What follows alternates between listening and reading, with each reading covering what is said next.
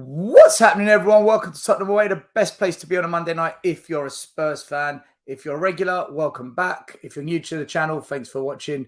Tonight, we are going to get through so much content. There's so much that has happened, even though the season's ended. I'm not going to waste any more time. Let's go. The first game we look for, Robbie. Tottenham Away. When we got Tottenham Away.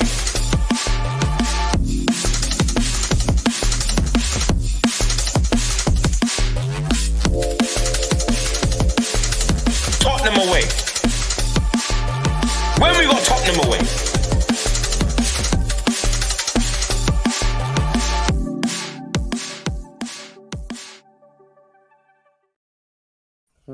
What's happening, people? Welcome to Tottenham Away. You know you love it. We love it too. We've got JP, we've got Maz, and we've got Brian Dagul in the house tonight. JP, how you doing, my man? You good? Hey, give me a fright then. What's up? It's like, whoa, what the hell's going on? Jeez. Yeah, all good, man. Nice and chilled, nice and relaxed. Waiting for July to kick off. That's when the real stuff happens, right? That's when Big Ange arrives. Dagul, long time, brother. How you been? Yeah, long time I haven't been on a stream. We obviously chat today. I've been up and down. But as I was just saying to you backstage, I spoke to you about earlier. Still, I released a video today about mental health again, which is something I'm passionate about, and certain things that have been happening recently, and it's got a great reception, and it got a lot off my chest. So doing well, buddy, doing well. Ready to talk about all things Tottenham Hotspur. Good to hear it, guys. If you want to go check out that video, go to Tottenham on Tour video put out today with Brian Dagul, and who was it with? Ben Kaufman? Ben Coover and Rez, actually. But Ben Coover and Rez. Yeah. Go check it out. And then we've got the chemical industry celebrity, Maz. Tell us a bit about your recent interview, your famous interview this week, Maz. It's not famous, mate. It's not famous. I was just at a car show and they wanted to talk to me. How you doing? You all right? Yeah, all good, mate. All good. All right, guys, let's get straight into it because there's plenty to talk about. A quick hello to everyone in the comments. Guys, 100 people watching already. Please hit the like button, subscribe to our channel and to Tottenham on Tour. Would really appreciate that. Big up Tony. How you doing, my man? Culture in the house. Ryan Isaacs. How you doing, Ryan? Rob in the house. Richo. Robert. J.O. Soundboy. Give us a tune of the day still. All right, give me 5 minutes and I'll get one. JJ, how you doing? We've got Sammy Mehmet, big up to you and the boys. Got Language Angels, Mark, LA007, Tom's in the house, LJ, Stewarty Spurs, big up, Ben, Wolves F1, who seems to get around all the platforms. Even Chris Agombar, absolute original OG member. We've got Liston, how you doing, Liston? Big up to you. Rams, our favourite gooner. We've got Leon, we've got Jammy Git, and we've got Dunzel Dork, how you doing? I hope you're doing well. If there's more of you guys, sorry, for some reason, my... oh, no, there we go. Apocalypse Now, big up to you. Ryan Busy, big up. All right, so before we get going, just a couple of things quickly, guys. First of all, happy Father's Day to all the dads out there. Here's to all the fathers that didn't raise Arsenal kids. God bless you all. Thank you. And also, special announcement. It's why Iggy isn't here tonight. Happy birthday to his wife, Sophie. Sophie, if you're watching, happy birthday from all the Tottenham Away. Massive. I hope you are doing well. Enjoy. Hopefully you're not watching and Iggy's taking you out somewhere nice. Yeah, I reckon Iggy might sneak on at some point, though. I don't think you can help it. Well, it just goes to show with Sophie as well that the best people are born in June. When's your birthday, Brian? When's my Brian birthday? My Brian birthday is... When's your Brian? When's your Brian birthday? It's on Thursday, and it's also my wedding anniversary as well. So, oh wow! Even though I won't be even long, it'll be 9 years married and 44 years on this planet like you still. Brian, I was going to save this for later, but seeing as you brought up your birthday, I might as well just do this one now, get it out of the way. So, Tottenham Hotspur, you can now rent the roof for private events and concerts. The prices start at £5,000 up to £25,000, depending on the size and timing of the event. Now, Brian, Are you thinking about a birthday on the roof of the Tottenham Hotspur Stadium? If only Daniel Levy could be on that pole that was there, dressed up as a piñata, then yes, I am very much thinking about having a rooftop event there, but only under those circumstances. All jokes aside, what the hell are this lot doing?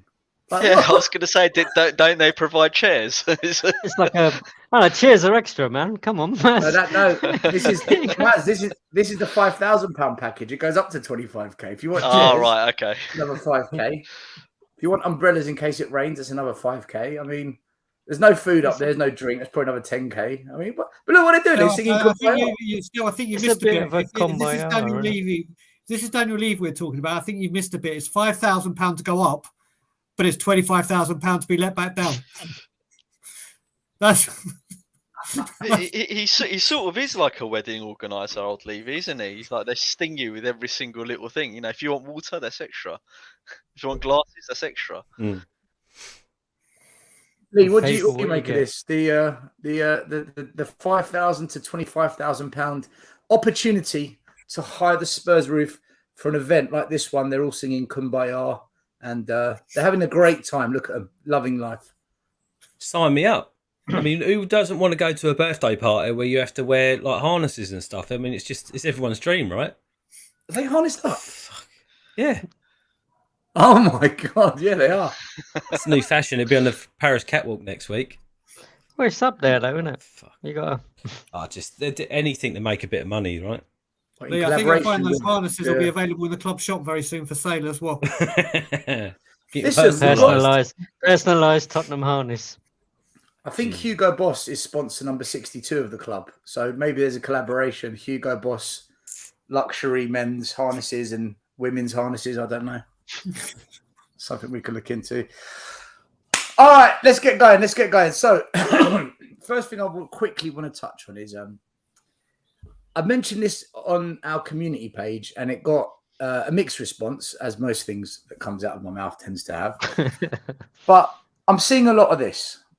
And I just feel fans are getting way too carried away and they're forgetting the past and they're just not taking it step by step. I'm seeing a lot of things like this on YouTube. Why Postecoglou will end Tottenham's trophy drought, right? There's so many videos of this nature. Look, I'm all for getting excited and I'm all for being positive, but I'm all for remembering the past. We were hyped up when Poch came because of the exciting football we played and look what he did with Southampton. Mourinho was a serial winner. Conte was elite. Do we just need to chill out, guys, a little bit? I'm not having a go at anyone before anyone comes for me, which they will do. But JP, let's go around. These videos, Postecoglou's perfect for Spurs. Trophies are incoming. We're going to get top four. Like, do you think it's just a little bit too happy clapper? Kind of 100%, and like most definitely, I think you get people who live in a space which is kind of like not reality in a way. But you know, there's nothing wrong with being positive and nothing wrong with being happy and kind of like looking forward to something different. I think kind of half the thing is like we've been there, I don't know how many times, right? So it's a case of going, all right, well, let's just keep our feet on the ground, see how it goes day by day. You know what's going to happen, you know how it's going to end, but let's be sensible about this. As you know, like we've had Mourinho's, we've had Conte's, and look how that's ended. And to suddenly think that Postecoglou's going to come in and everything's going to be rosy and the birds are going to be singing and they're going to be chirping the ball into the goal and give us 3 points every game. Like, they just need to calm down a bit. Brian, I haven't asked you this question ever, actually, even though we talk on WhatsApp every other day. But how do you feel about Postecoglou as the manager? And are you excited? Are you pessimistic? Are you where are you at with it? Because I've never asked you the question. Yeah, I mean, I suppose I'm quite excited by the appointment, because what we've got to remember as Spurs fans is we've heard a lot that oh, I hate this style of football that we've been playing since Ponch left. I hate this. I'd rather lose and play good attacking football, is what we heard. I want to see us play the Tottenham way, is what I've heard us said. Well, one thing that will happen with Ange is we will play attacking football. Whether it's successful or not, we'll have to wait and see. What I have seen of Postecoglou, yes, it's not been at the big leagues, but I have liked what I've seen. I've liked the way his speeches are very motivational. He everywhere you look at this, everywhere he's been, every single player and the fans love him. He doesn't come with any bad negative stories or bad press or baggage. So that is actually quite exciting for me. If you look at it, Conte came with baggage. Mourinho obviously came with baggage. Nuno, God knows what that was about. It certainly weren't about playing attacking football, especially after Levy said after Villa, we're going to find a manager that plays attacking football in the Tottenham way. So they're things to look forward to. And as you said, Stel, and I said this on every stream I've been on, I echo what you say. People that are Levy out and stand by Levy out have always and will back the manager. Always. Always, always, always. It's the people above that we don't back. But when it comes to winning a trophy, it's like, whoa. I would be happy. People have asked me what will make you happy come this time next year. And I've said two things. One, to end with the manager we bloody well started with will be success for us because we haven't done that since Poch. And the other thing would be to take the domestic cup tournament seriously. There's no excuse this time because there is no European football. Domestic, if we look at it going into this season, the Carabao Cup or the FA Cup is our most realistic chance of silverware. And for once, I want to see us take them seriously. And I do mean very, very seriously. Stel, you spoke about this before. I can't remember when it was, maybe a couple of years ago when the Conference League first came up. Where you're like, I'd rather chuck all our I think we're still in the Europa League then, and still chuck all FA Cup. It was like chuck all the eggs into the FA Cup so we don't qualify, we get into Europa League or whatever. And this is what we've got to do this year. If it means sacrificing league position to win a cup, I'm for it. If it means Conference League or an FA Cup, give me the bloody FA Cup, not seventh. Give me the Carabao Cup, not seventh. We need a trophy. And people saying he's going to end the trophy drought have got to calm down. This league ain't like any other. If we take these tournaments seriously, that is a huge step in the right direction for me. Yeah, Brian, there's no excuse not. Yeah, go JP. No, I was going to say that's what we us as fans want, right? And like that 100%. Do you think that that's what the club will allow him to do? Which is the $100 million question, isn't it? Yeah. And again, it's like been there, done that. It's there's a chance of top 4. You start sniffing around, and then we end up going out to Hereford United in a cup or something like that because it's a case of limited squad, limited players, yada da da da. Lee. Yeah. What? Where are you at with Postecoglou? Because you weren't on the show last week. No. So I never got a chance to ask you. But so are you optimistic, pessimistic, middle? Where are you at? I'm optimistic with him. I think anyone that does their research can see that the guy has got a formula that works. He's won pretty much something everywhere he's gone. He's had a very successful 22 years or whatever it is in coaching. That's all he ever wanted to be was a coach. He never actually wanted to be a player as such. He wanted to coach from a very young age. I get that he hasn't done it in a massive league, but he's got a formula, right? And it works. I think I said a couple of So did Conte and Mourinho though, didn't they? So did Conte and Mourinho. Yeah, but you know my views on Conte and Mourinho and why that formula didn't work. It wasn't because it didn't work for them. It's because we didn't do enough to give them the formula. It was missing a few elements. Chemical symbols weren't lining up. But anyway, with him, I don't think I'm not getting hyped. I think he is going to do something different, and I'm excited for his style of football. But for me, this transfer window is going to be all telling. It's the club that I'm worried about more than anything. And I'm sure you're coming on to this, but even the signing a permanent signing of Kulu. I mean, if you look at the way that he plays, and you look at the way that Kulu performed last season, it doesn't necessarily fit. But maybe that's just because I'm still sure that he was coming off the back of an injury. I don't think he was fully up to scratch, and I think maybe get the winter, the summer out of the way, back into training. That maybe he'd be a different player. But I don't believe for a second that he hasn't been speaking to Levy about these players. So he must have looked at him and must have said to him, "Yep, he's a player that I can use. Let's continue with that signing and let's go on with it." So I'm more interested to see where we are at the first game of the season, who we've brought in, what kind of team he's put together, and what kind of people he's getting rid of. Because I don't think he'll muck around in that sense. But again, this all comes back to the fact that it's all dependent on what the club do. I'm pretty sure he's got a plan. He's not stupid.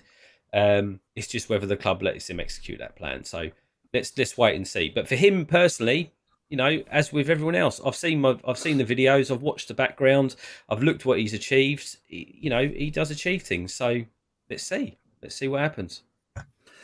Very quickly, everyone in the chat saying big up to JP, Brian, Lee, Maz, myself. Big up to you as well, guys. I did try and do all the hellos right at the start. I'm trying to get through the topics now. We've got loads of topics, that's why.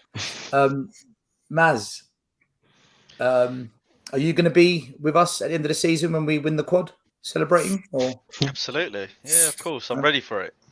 I'm ready. I'm celebrating it already in my head. We can't even win the quad, bro. We can only win the treble. Exactly. I see we've already failed. It's already a failure. So yeah, Maz, where you at with it? Where you at with it? Yeah, where I'm at with it. So I've been consistent with my position in the last several weeks now. I've been on the show, echoing effectively what Lee said. By the looks of everything, he seems a good fit for Tottenham and what we traditionally like to see at the club. I just hope that he doesn't change himself because he's at Tottenham and that he sticks to his guns. That's my major concern. Obviously, the other concern is that, as Lee said, whether the club allow him to succeed, which is a problem with every single manager we've ever had. So that's always going to be the predominant factor above everything else. I think fans should be positive, but I think we're just falling down the same traps that the club and Levy put for us every single year with transfer rumours, with this false hope that we get every season that we're going to achieve more than what we're geared up to actually achieve. I just hope that Postecoglou gets his way in terms of building his team. And for me, what success would look like for Spurs is starting this painful rebuild that we've been waiting for the last 4 or 5 years. That's for me success. I'm not expecting top 6, 4. If we finish top half of the table, then he's done well. I think Scott M in the comments was correct. We shouldn't really be putting pressure on Postecoglou to succeed more than the tools he's been given. So yeah, he's almost got to lay his footprint, hasn't he, Maz? And I think next season, he needs the opportunity to be able to lay that down to start with, and then kick on from there. Yeah, we have to allow him time to instill his philosophy and his will at the club, right? But as Brian always says, we back the manager, and we have to allow him to make the changes that he wants to do. Well, the club are giving him 4 years. I think the fans have got to give him the same. They've got to give him time. There's no expectation of going and winning. But then they should have done that for Jose, and they should have done that for Conte as well. 4 years. We know what fans are like. I mean, again, Stel's been saying that. Will the fans allow us to finish 9th or 10th? Will they be up in arms? Will they blame the manager and want him out by Christmas if we get thumped? Let me ask you this. All right, let me ask you this quick question. Then we'll move off from Ange because there's loads more to talk about. But Just so everyone knows, my position is simple. It's kind of a bit of what Lee said. I will judge at the end of the transfer window. If I see Davies, Dyer, Sessegnon, Sanchez, all these players still here, I'm out. Not interested. I couldn't care less. If they're all still here, I'm done. And if we haven't brought in quality players for the positions he wants, honestly, that's me done. I think the transfer window decides everything for me. But what happens if we finish between 12? Saka's just scored an absolute wonder goal. Sorry. Go on. So I thought I was on mute. No. Listen, let's celebrate some Arsenal goals, some Arsenal players. 4-0. England goal. 4-0. Spurs channel. Now, I heard the people in the comments put it's a banger. I'll watch it later on. 4-0 England, big up. What happens if we finish between 9th and 12th and we go out of the FA Cup and the Carabao Cup in the first couple of rounds? Where are you going to be at as a fan? And feel free, whoever wants to take that on. Where would you realistically be at? Would you be like, it's part of the process? I think from my perspective, I would kind of accept it but the caveat being, you want to see something happening, something being put in place, some sort of plan, style being tried to be put into place, and then because you say back him, I'm 100% going to back him for 4 years. He's there for 4 years. Let's see what he can do for 4 years. He's not miraculously going to come and wave his wand and they're all going to start playing magically and in 10 games, like suddenly we start expecting. That's not going to happen, right? In reality, it'd be nice. It'd be nice if he could sprinkle a bit of magic dust with the new players that he gets. Fabulous. But my expectation is nothing kind of like that. And I think 7th, 8th, 9th is kind of where I would expect to finish, but I would want to see some sort of blueprint laid out of the style of football that we want to play in this flowing way that he's apparently puts in everywhere else. The thing is, that fans have got to do. I mean, we're talking about 8th or 9th, right? And fans go, "Oh, you can't have that. It's Tottenham." Blah blah blah. You've got to respect that there are 7 or 8 other clubs in the league that at this moment are better than us. So the expectation is, where do you put yourself in the ladder, right? And the ladder is that you got Man United, Man City, Newcastle, Chelsea, Liverpool. Arsenal, stick Brighton in there, stick Arsenal, stick Aston Villa. I mean, there's 8 teams straight away there that are potentially at the moment better than we are. So that's your expectation.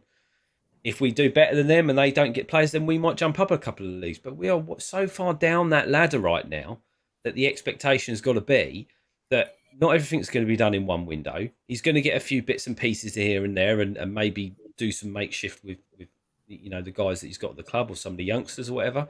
And then maybe next summer he'll do a better rebuild, etc. Not rebuild, but add to that. And then next year, it's a gradual thing, isn't it? It's a gradual thing. Yeah, you can't just have a guy in and just go, well, you don't do it this season, get out. I mean, otherwise, no one's going to win. You've got to allow the manager to rip things up and start again effectively, and allow him to build his team and instill his way of working and his philosophy. If we don't allow him to do that, then why have we brought him in? We might have just kept Mason and let him fuck things up for next season. Yeah. I think. Oh, sorry, Mario, you finished, brother. Yeah, and if Sanchez, Dyer, and Davies are still there and it's the same team sheet, then we know that he's not come in with the effectively given the reins to make the changes that he would normally make based on the 22 years he's been coaching. Everywhere he's gone, he rips things up, starts again, and he builds a winning team. If he comes here and all of a sudden, the same team starts again, then you're right. I'm with Stel, and I think I said this. I think I was actually the first person to say it on this channel. If those 3 players were still there, forget it. Nothing's changed. But I am optimistic for him.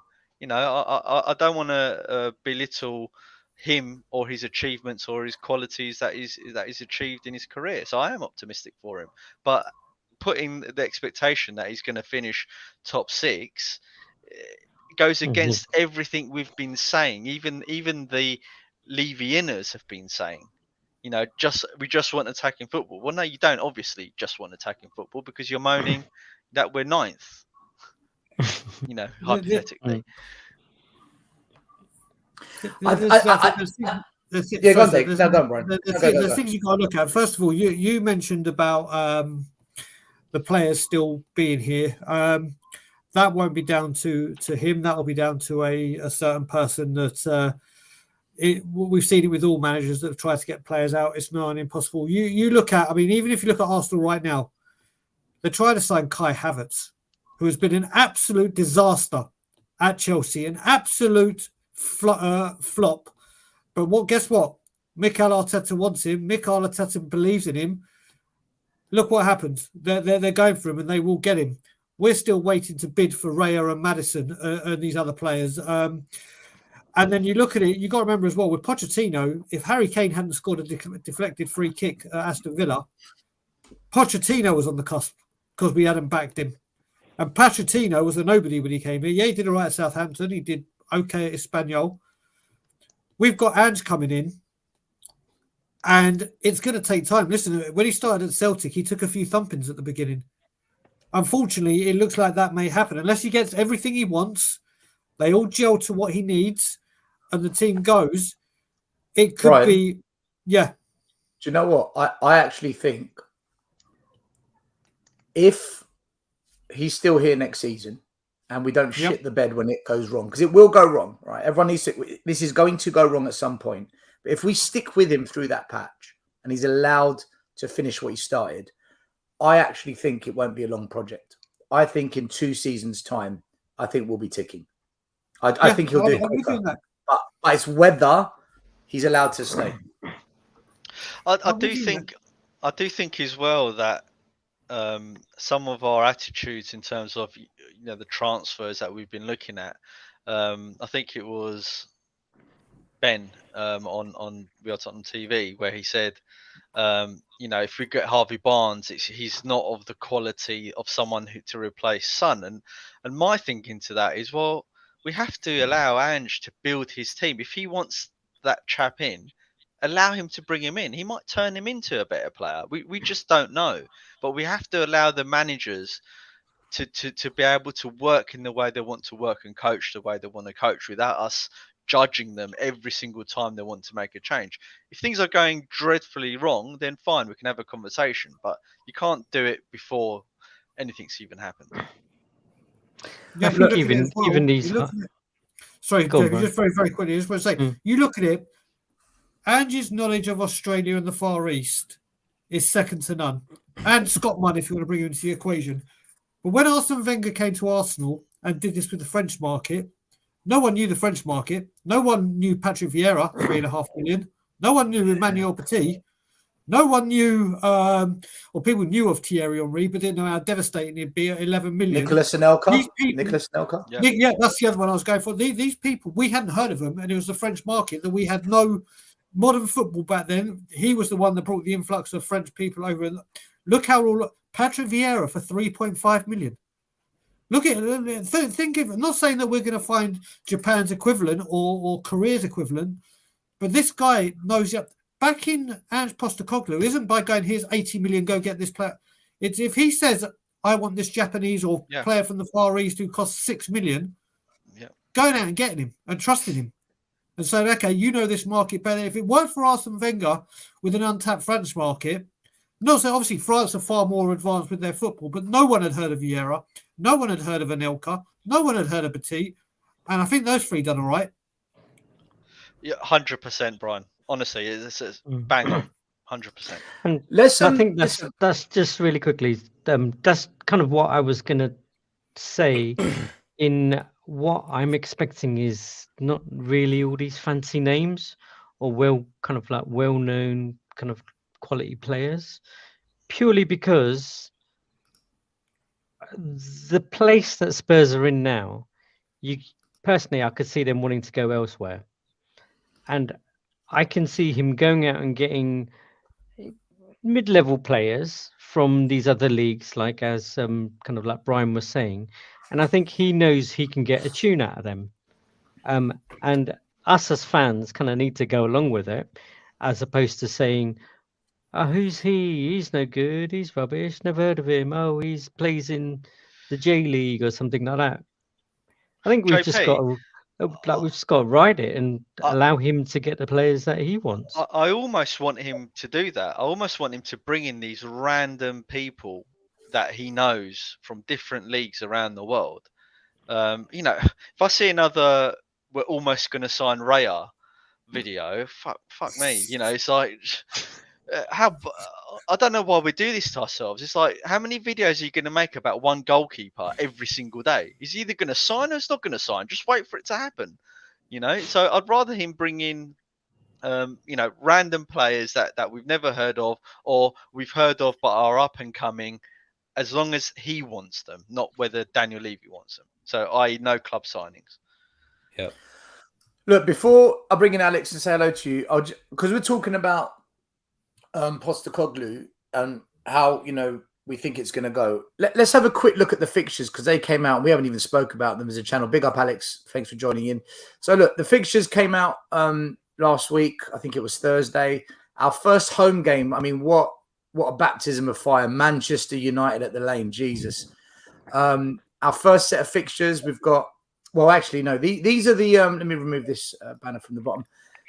Our fixtures are the London Derby. We've got Brentford, first game of the season away. Then we've got them at home in January. Arsenal away, 6-7 games in. Then we've got them at home. I think it's in that horrible run-in, which we'll look at. Fulham at home in October. Then we've got them away in March. We've got Palace away in October. Then at home in March as well. Chelsea home, 4th of November. Then we've got them away in February. And then we've got West Ham, 5th of December. And then in April, they're the London derbies. And then we also have this unbelievable run into the season. West Ham away, Forest at home, Newcastle away, City at home, Arsenal at home, Liverpool away, Burnley, always a tough game at home, and then Sheffield United away. So that Newcastle to Burnley running is disgusting if we're going to have it right. What do you make of it? Because the first 6-7 games, we've got Brentford, Man United, Bournemouth, Burnley, Sheffield United, Arsenal, Liverpool. So we've got Man United, Arsenal, and Liverpool in the first 7 games. Alex, you go first because you've just joined us. How do you feel about the start of the season for Postecoglou? It's a pretty tough start if you look at it. All I will say is this is going to be a short, sharp opinion from Mr. Box Office in the main event. Because at the end of the day, right, people tell me to back this, yeah? Back this. Tell the board that. Tell the board that, because I think you summed it up perfectly. And this is what I said on my video, Mr. Box Office TV, if you really want to know, yeah? Because I said it quite clearly. This is Scott Munn's choice, yeah? Scott Munn's choice, yeah? Okay? I asked this question to Tottenham fans, yeah? Don't worry about me backing this, because my money's doing it every single week. I go to the games every single week. So don't worry about me backing it, yeah? Because that's tangible support there, yeah? But when it's, was it 4 or 5, 6 games, we haven't won a game. What you gonna do? What you gonna do, the board? Yeah, because we know the story. We know the story because it happens every single week, every single season. Yeah, there's a moment in time when Tottenham Hotspur start asking the question: is this manager for Tottenham Hotspur or not? Yeah, we did it with Nuno, we did it with Pochettino, we've done it with Mourinho, and we've done it with Conte. Yeah, so don't tell me, yeah, to back this when the board need to back themselves, yeah? And that's all I need to say, because that's all I'm saying at the end of the day, yeah? Because this rubbish I'm hearing saying, oh, he's going to give us great things, he's good on paper. I've heard it before. This is not my first rodeo, yeah? I ain't a mug, yeah? I ain't a mug anymore, yeah? Right? And if anybody's telling me to back this, tell me what happened the last few years, yeah, when I was told to back it, and look what happened. And that's it. Back to you, Stelios. I'm done. How does everyone else feel about this first 7 games of the season? Oh, Man United first home game. I'm looking forward to that one. And do you know what? That's a tough game to start with, isn't it? Get them out early, man. Get them out of the way early. The thing is, for me, for those first 7 games, I mean, it doesn't matter what the team is in front of us. It's whether he sticks to his guns and plays a system that we think he's going to play, i.e. attacking football against these teams.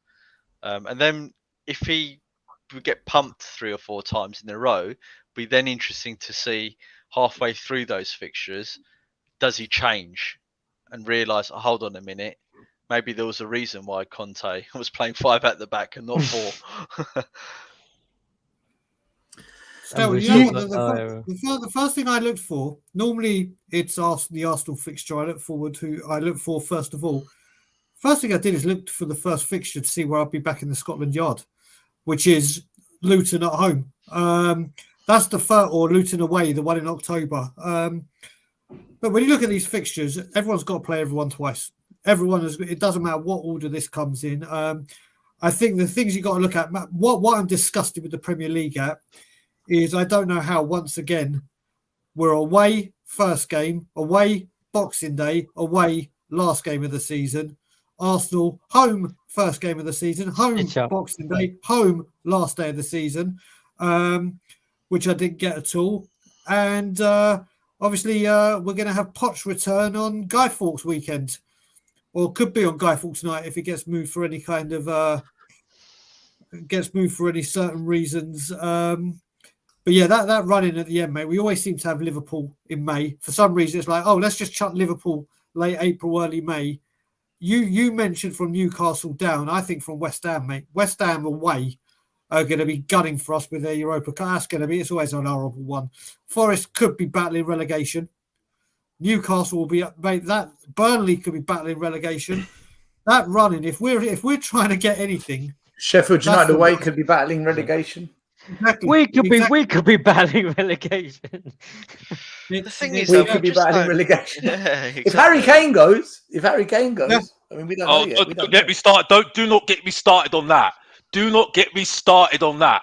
Honestly, we don't know, Alex. We don't know. But that's the problem. That's the problem, Stelios. That is the problem. Why is it an issue all of a sudden? Yeah. Why do we have to make it an issue? Like I said before, West Ham, He's got 1 year who won left on the his Conference contract. League.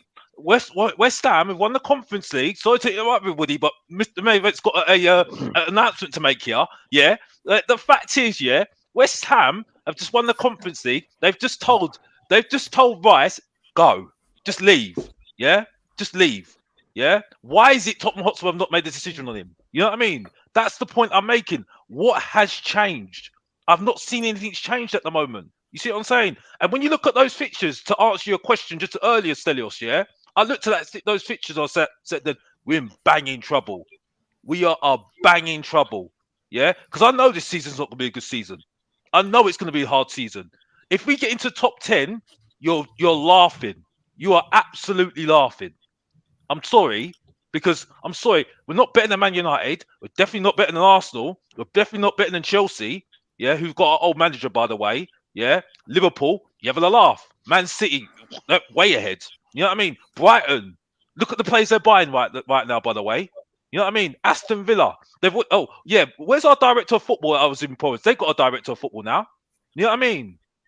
I'm naming so many teams at the moment. And all I've been told is that we're going to make a bid. We're getting ready to make a bid for Raya. I've never heard such absolute waffle in my whole entire life. Honestly, are we mugs? Are we mugs? It's like me saying we're going to get onto the transfers because there's a lot to get through there. But I just want to know for now. I'm getting ready for a date. I might as well just say I'm getting ready for a date. I'll get ready to go to a restaurant. For goodness sake, what's that? What's going on here? You know what I mean? Now we talk about stats, XG, and now we're saying, "Oh, we're making a bid." Come on now, man. What's going on? Come on now. Be real. Well, this is why I said, right, I want to wait until the end of the transfer window to decide. And I get comments like this. I'm disappointed in you. You've dismissed Postecoglou. I haven't dismissed the manager once. I said I want to wait and see what happens in the window. Robin, I ain't backing it at the moment. So what you saying to me then, bro? What you saying to me? Because you ain't saying nothing to me, bro.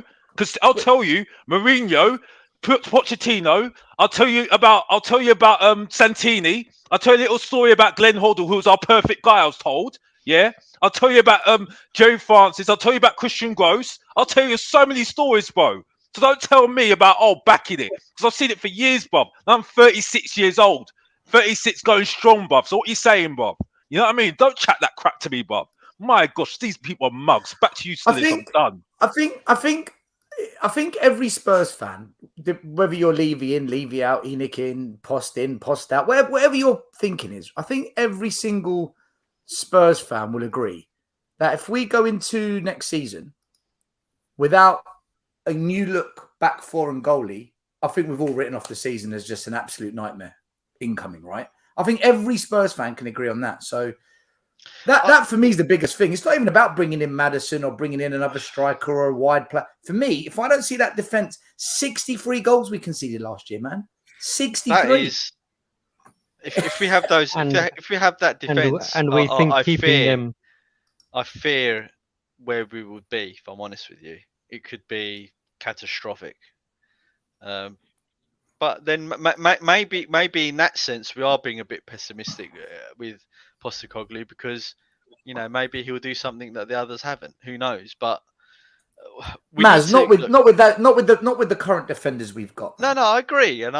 We had two of the most defensive managers in world football, Conte and Postecoglou and Jose. If they can't sort out a defense, what chance has an attacking? No, I know. I agree. Right. Ryan Mason went attacking. We got battered.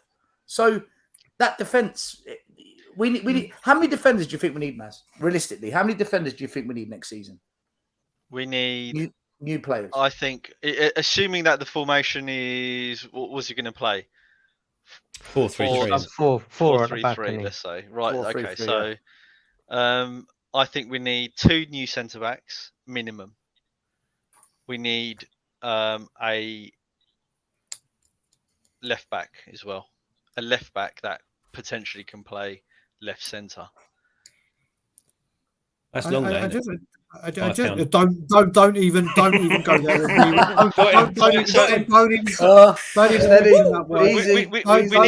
that word. What you've got to look at.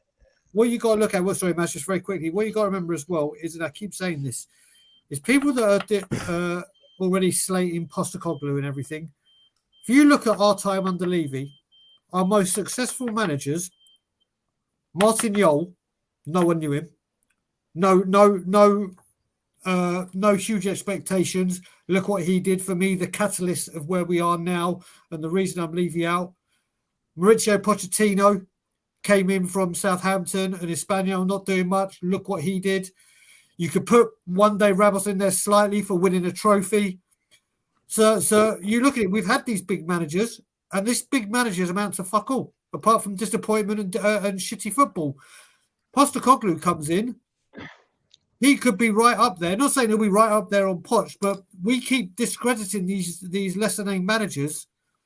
They're the most successful ones we've had under Levy.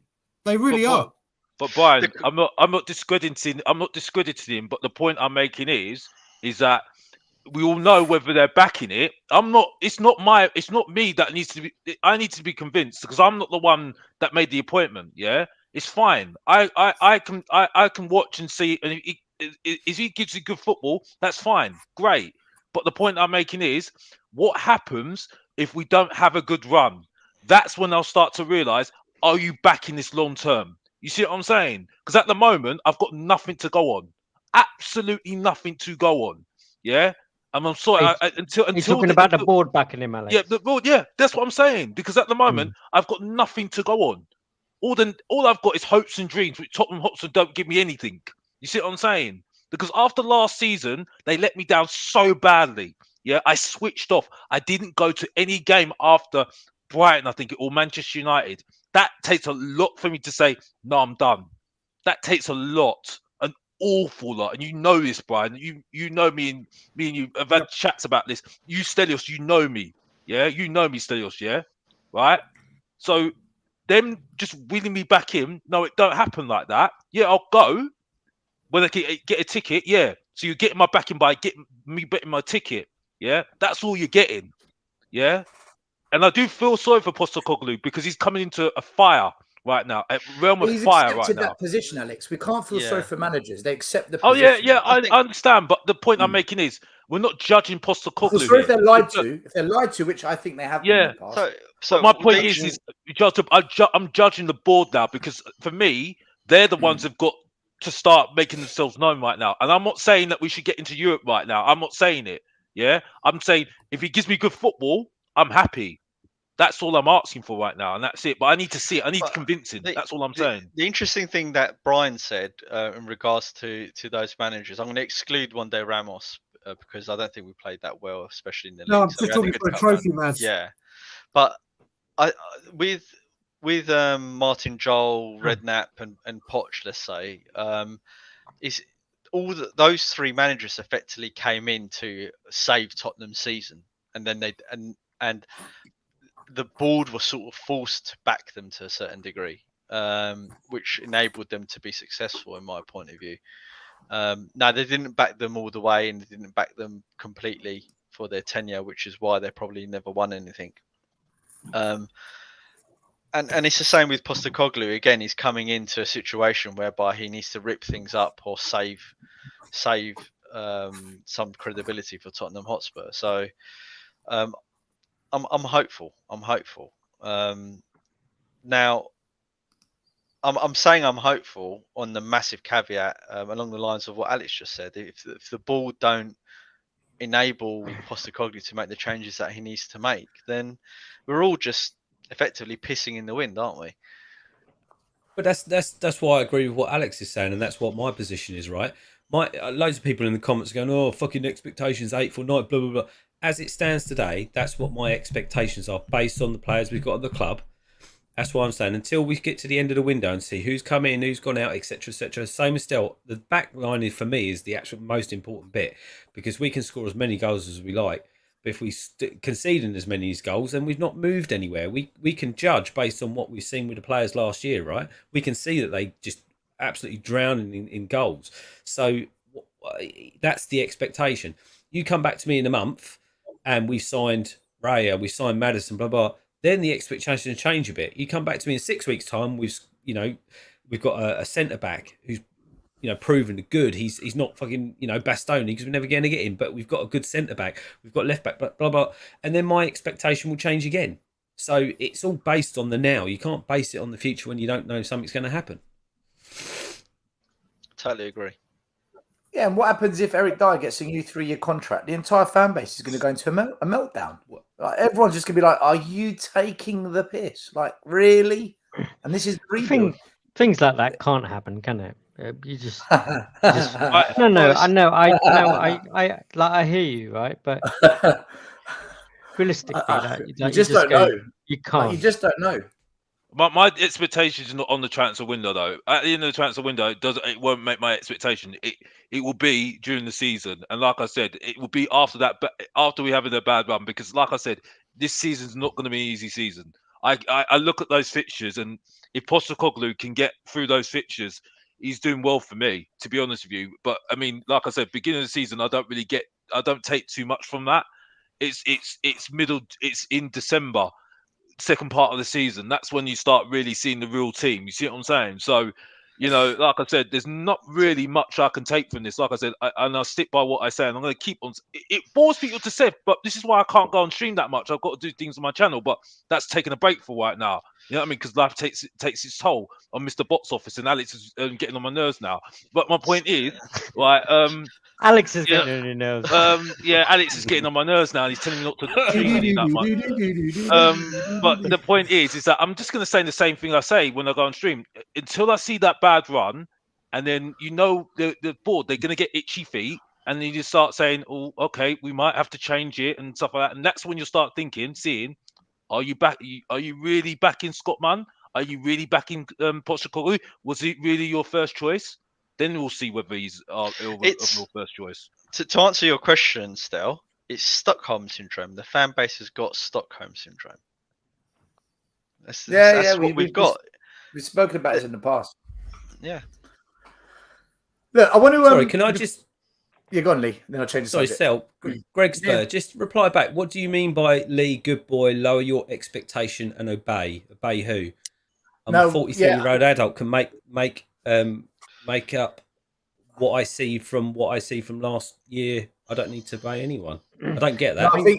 I think he's saying Levy's ground us all into the ground. Yeah, Levy's lowered the expectation. We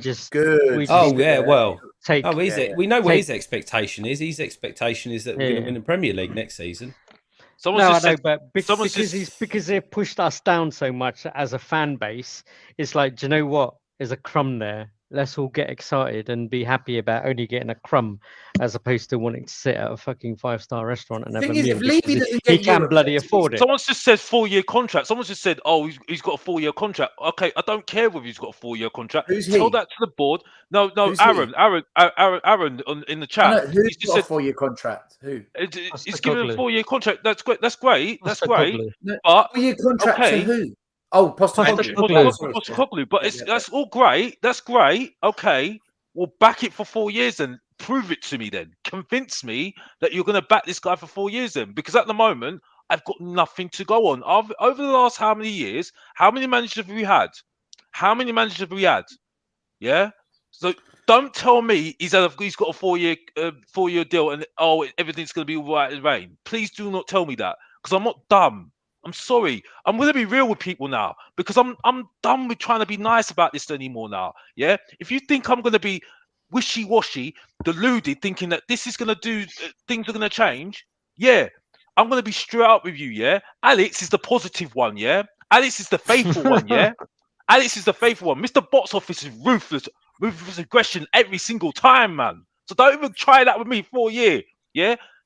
When the board the board need to back themselves in and say to themselves, this is 4 years then. Yeah. And then come back to me. And that's it. Back to you, Stelios. I'm absolutely done.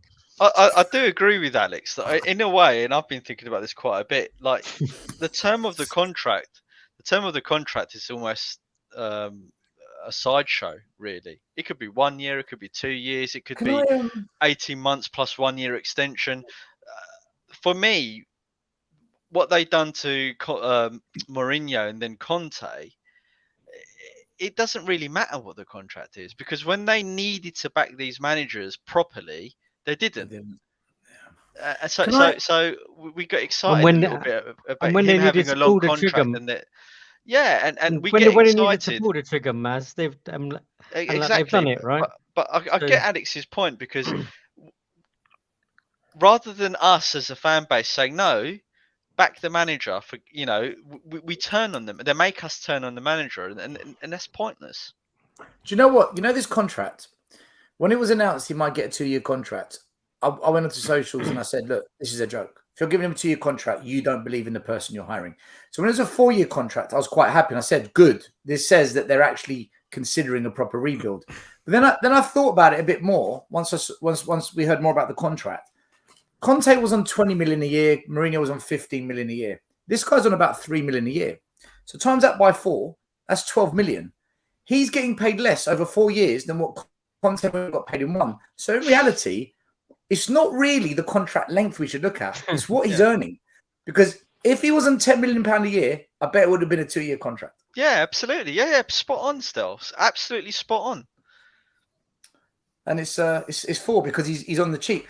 Listen, final warning, Robin Clark, because you're just lying. And if you lie, I'll block you, man. It doesn't bother me. There's millions of people that like to watch YouTube. We have a manager who plays attacking football and idiots like Stel. No, you're an idiot because you lie. Wants another big name. I never said I wanted another manager. I never said I wanted another manager. I wanted Poch back, but not under Levy. I was happy with Nagelsmann if he came. And I really wanted Arne Slot because I thought he actually fits the tight arse of Levy's regime. But now we've got Post. I've said a million times, I will get behind the manager, but I want to see what happens at the end of the window first. Get what I say correctly. If you talk trash again, I'll block you, and I couldn't give a damn. You've got to be very careful when you say Post, because the amount of times I've tried to say it and said Poch. That's why I go with Angel all the time now, because I can't trust myself to say Post. You're right. I keep saying Post. So you did that. You did that expertly. You did it expertly, so bravo to you, sir. Ryan, here's a question. Here's a question for you, and Lee as well. Actually, everyone. Yep. Right. A question. If we got Nagelsmann, would we be saying exactly the same thing as what we're saying now? Because I think we would. I don't think the conversation will be any different. I would have said the same thing with Poch. I would have said the same thing with Pochettino. I would have said the same thing with Nagelsmann. I would have said the same thing with any other manager, because, like I said before, I've seen this before. Yeah. And at the end of the day, and I'm repeating myself. Like I said, I'm not changing my manta. Yeah, because like I said, I'm not stupid. You know, I'm not 6 years old. You know what I mean? So, as I said before, there's no point in me. No disrespect to 6-year-olds, by the way. That sounds a bit harsh on 6-year-olds, by the way. But you get my point. You get my point, yeah.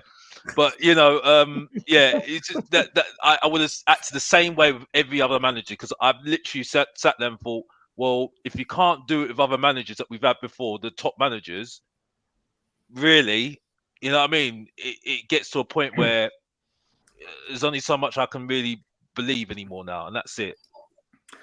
Look, before we get on to transfers, I want to quickly go on to events that have been happening around the stadium, okay? Because there's been some news this week of some various bits. There's so much that's happened in the past week. We don't, because we're not doing shows every day. We just do it all in one go now.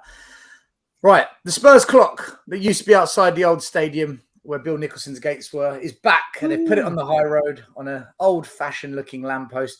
You guys happy? Have we got our culture back? Have we got our identity back, or is this a PR stunt, or is it the beginning? All is forgiven still. All is forgiven. well, look, Brian, is it not better than nothing? No, don't get me wrong. It is better than nothing. It is. Do you know what? This is what happens with this football club. They do little pits like this. They, like someone said, I think it was JP that said, they give you a crumb to feast over. And this is a crumb they've given. Listen, this is part of our heritage. This is something that is symbolic with Tottenham. What I am very concerned about is the next time Arsenal roll into town, or Chelsea roll into town, or West Ham roll into town, that thing is it's in a place where it's gonna get fucking vandalized to shit. No, it looks like it's outside the shop, Black Bri. So yeah, it was right on the court. Thankfully, do you know what I do love? Look how they slyly put in the new home kit in the background just to do a bit of merchandising. Couldn't just focus on the clock itself. It's like, oh look, new home kit out and available now. It's an advertising opportunity, Brian. Don't put words into my mouth and twist what I'm saying, JP. How dare you? No, but listen, this is. It is a good thing, and the one good thing about it is that's directly opposite where we protest. So I'd like to see people try and vandalise it. Listen, it is something. It is something. I thought you were going to talk about something else that we're going to talk about, which I'll be a lot more apoplectic about. But it's a crumb, and it's something that should have happened a long time ago. So next, I expect to see the gates appear that we were promised were going to be a heavily featured, and then we can move on to statues of legends. But don't get it wrong, getting some part of heritage and history back is always a good thing. So praise where praise should be due. They've done something. So I'm not going to say, oh, you bastards, how dare you honour our history. I don't contradict myself. So well done, Tottenham, for doing it. Too little, too late. And let's see where you crack on with the rest.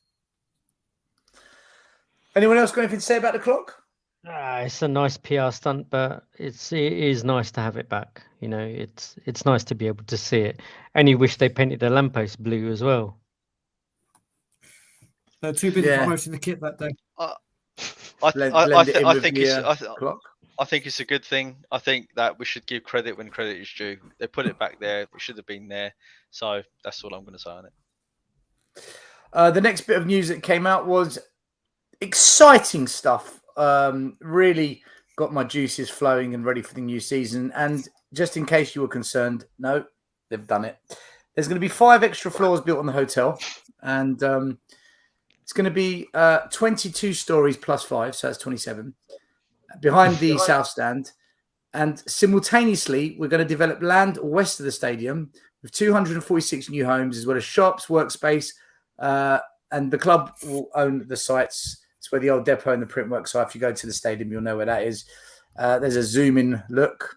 All those other tall buildings are apartments. We're going to have the largest indoor diving pool in Europe.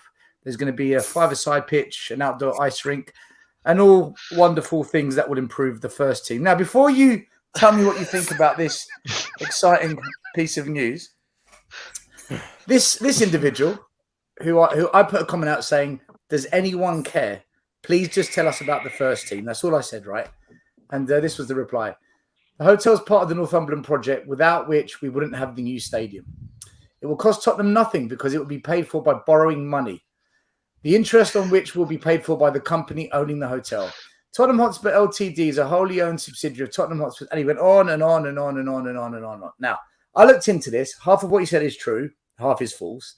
But the point is, does any other football club spend its time having financial arguments and not football arguments? Like, we literally are submerged in constant arguments over finance. Like, what? Look, someone take over, because I'll blow a gasket. I'm building up. I can feel it. I've got one thing to say. Lee, do you care about the hotel? Are you going to stay there for your birthday? I couldn't. No, I'm not. But right. we'll see. But to the people that keep saying in the comments, we're the 9th richest club in the world, that's why we don't buy players at extortionate amounts, because all the money is tied up in all this development shit. Anyone that thinks all this stuff comes for free is absolute rubbish. There's always loans behind it. There's always collateral needed, etc., etc. That's where all the money is going. Once all of that's out the way, then maybe as a club we'll just focus on going here's all the profit coming in, then we'll start spending it. Until then, that's where all the money's going. They had to develop that land because that's one of the agreements to being able to put the stadium in there. But who wants to go to a 22-story hotel down there? I mean, I'll be honest. I might be being horrible to the area, but who wants to go and stay in a hotel down there? It's bad enough on match days, let alone bringing all this other traffic and stuff like that in there. It's just madness. Lee, don't you want to go diving? I want to go diving. And it's the biggest. I like to go diving, but not that type of diving. The largest diving pool in Europe. You've been diving down the league table for years. We've got the skywalk, mate. We can go go-karting. If I become single again, that's where I go. That's where I take them. That's a whole stake weekend there, isn't it? That's literally a whole stake weekend. You've got to wait for the trick where you can zip line down to the skywalk and then do the skywalk and go down to the F1 track. Listen, I'll go here. Brian, now there's an idea. Do you know what makes me laugh about this? I put a tweet out about this, though. Like, I know all the responses you got from the group we're in and the stuff that was spoken about. Isn't it amazing how we're trying to weigh up the pros and cons and get an offer in for Raya? We're trying to sort out Madison. We're trying to sort out these contracts. We're trying to, but all of a sudden, as soon as we want to make a business or a building, the money's available. Oh, well, it doesn't matter because we'll just borrow more money that the club already have in their pocket that Levy and Enoch can cover and Lewis. But no. Let's build this hotel. I understand everything. Everything that people say about the Northumberland project is correct. It's correct. This was part of the agreement when we built this stadium that these things would happen. We didn't say anything about extending 5 more floors. What you got to remember with these 646 different these apartments coming in is hopefully that will house a lot of children. Where are the places for these schools? Where are they all going to go? Where are they going to fit in? All of a sudden, we're going to need to build new schools. We're gonna overcrowd new schools because Tottenham Hotspur want to make more money and get 646 apartments and a cinema. Let's not forget the cinema. The 5-floor hotel is shambolic. This is whether it's through borrowing. People have been saying, "Oh yeah, it's great for the community. It's wonderful." We've all got parents that follow Tottenham Hotspur, grandparents. Not once did I hear them say, "Do you know what? Spurs are cleaning up the community." So I would love them to clean up the community, but I'd love them to focus more on building a football team. Building a football team. If we were winning leagues or competing for leagues and winning FA Cups and getting far in European competitions and competing regularly, no one would give a fuck what this was doing. No one would care. Build an extra 20 stories. Build 4 go-karts. Get the skywalk going across the whole stadium. No one would care. But whilst the managers come and go like the weather, whilst the football team deteriorate, no one gives a damn about 5 extra floors and rooftop parties that you started to show off with still. Focus on the football team.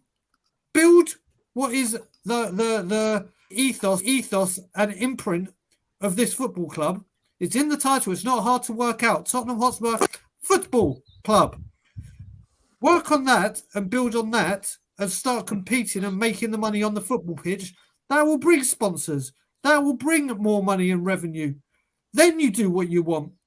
It's the blatant. This came out as the transfers came as the fixture list came out. There was so much shit that came out that day, and it's like you're doing it again in plain sight. We don't need 5 extra stories. Use that money that you were about to borrow to go tie up Raya, to go get Maddison, to go do something that the manager wants, and then come and talk to us. Focus on the goddamn football club first before you work on your empire. One thing I want to add to what you've just said is there's people in the comments, and listen, everyone's allowed to have their say. You're saying that think about the jobs it will create for the local area, and there's people in the area that are in the chat that could maybe get a job there and whatnot. I just want to bring something to your attention. I don't know if you've ever done this, but I don't know why I did it. But when the new stadium opened up, I got friendly with a couple of the stewards there, people that work behind the counters, serving the food and drink. And I asked them, like, where are you from? And, what team do you support? And the one thing that stood out, and I still do it to this day, I always find someone, say, you're right, mate, yeah, whereabouts do you live? And most of them don't live from Tottenham. They're from Hackney or from other areas, not Tottenham. And most of them do not support Spurs. In fact, quite a lot of Arsenal fans. So we're creating jobs for who? For the community or for whoever Spurs fancy giving the job to? I don't think it's for the community, if I'm honest with you. I think it's for whoever Spurs fancy giving the job to. So that's something that stood out with me. So I'm not 100% on board with this jobs for the community. Jobs in general, yes. Jobs for the community? Nah, not for me. I don't buy that. I haven't seen any evidence of it. If anyone's got any evidence of it, share it with us. Does anyone else want to talk about the extra 5 stories on our hotel complex, the game changer? No? I think the only thing I'll say is that the fact that you can see how much effort and time and planning and all of that has gone into that, even just to create that model and to have a look at the scale of it, and that's planning, right? That's foresight. Yeah, but That's having a roadmap. None of that is portrayed in the football club. Yeah, because that's the argument, isn't it? Their main focus is not Tottenham Football Club. It's Tottenham. It's Tavistock, investment company or whatever they're called. That's their focus. Therefore, they plan to the high hilt on those things. But Brian said it, so there's no point repeating it. We need to concentrate on football and forget about this junk. When we start winning trophies and we're having parades down the high road and going ice skating and swimming and all the other activities around that, then we can, applaud the wonderful developments that they've done. But until then, forget it. Let's just concentrate on football. Yeah, let's concentrate on football. In fact, let's get it back onto football stuff, because that's just events last week. Sorry, Stel. Can I just? Sorry, I'm gonna Garage Classics, mate. Listen, if you're gonna come in here throwing racial shit at me, then I'm gonna reply.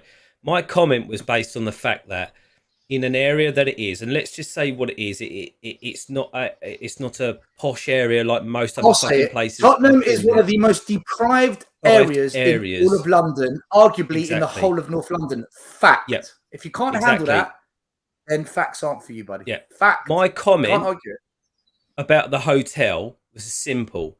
No one goes to a hotel to go fucking ice skating. No one goes to a hotel to go swimming. No one goes to a hotel and stays in a hotel unless there's things in the area to do. There isn't anything around there to do.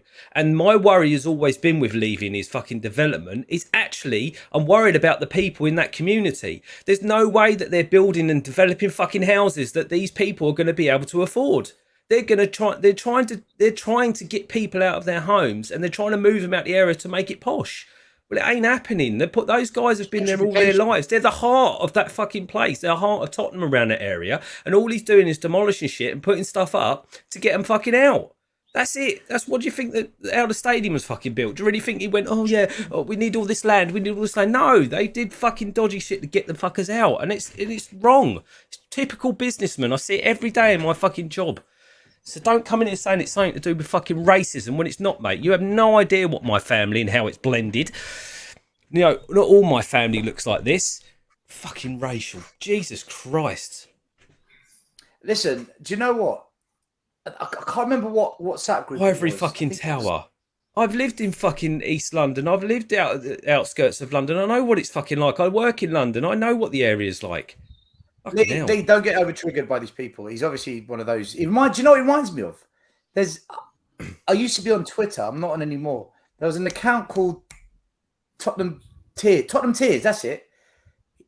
This guy reminds me of Tottenham Tears. He was a right wind-up merchant, always trying to poke at people, and knew how to get on. Garage Classics. I wonder. It can't be.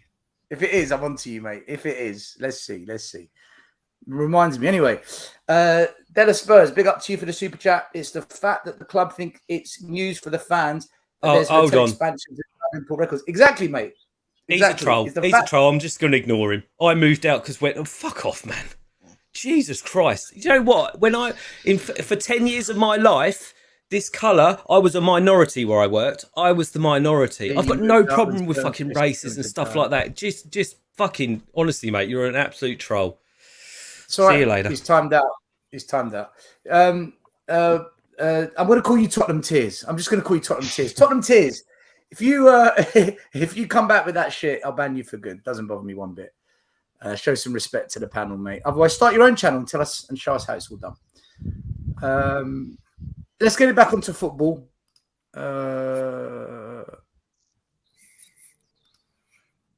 Where was that's it. Right. News coming out of the academy last week as well. The club can today announce that Dean Rastrick has decided to step away from his role as academy manager in order to pursue new challenges and opportunities. Now, if anyone's watched our channel long enough, you would have seen me make a video on the channel that got taken down where I said, I'm going to share info from my inside guy at Spurs because I know people inside the club. And one of the things I spoke about was Dean Rastrick not being a good enough replacement for John McDermott and that he lacked the leadership and authoritative qualities. And I said, don't be surprised if he's gone. So when the club put out this statement, he's gone to pursue new challenges. Bullshit. They wanted him out because they recognized he wasn't fitting the profile of the previous guy. This was orchestrated. No word of it. The evidence. I did a whole video on this.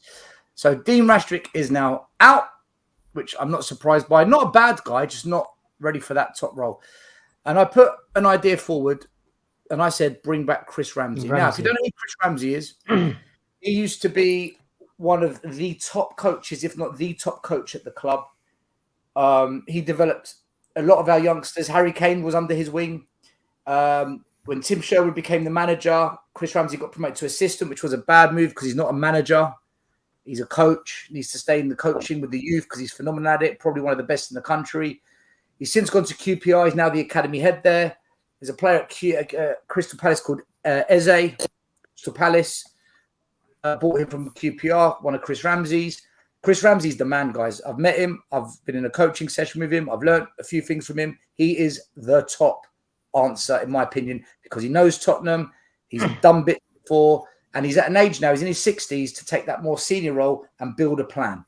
Educate the coaches. Don't actually get involved in too much coaching. Lead everyone now. Will Spurs bring him back?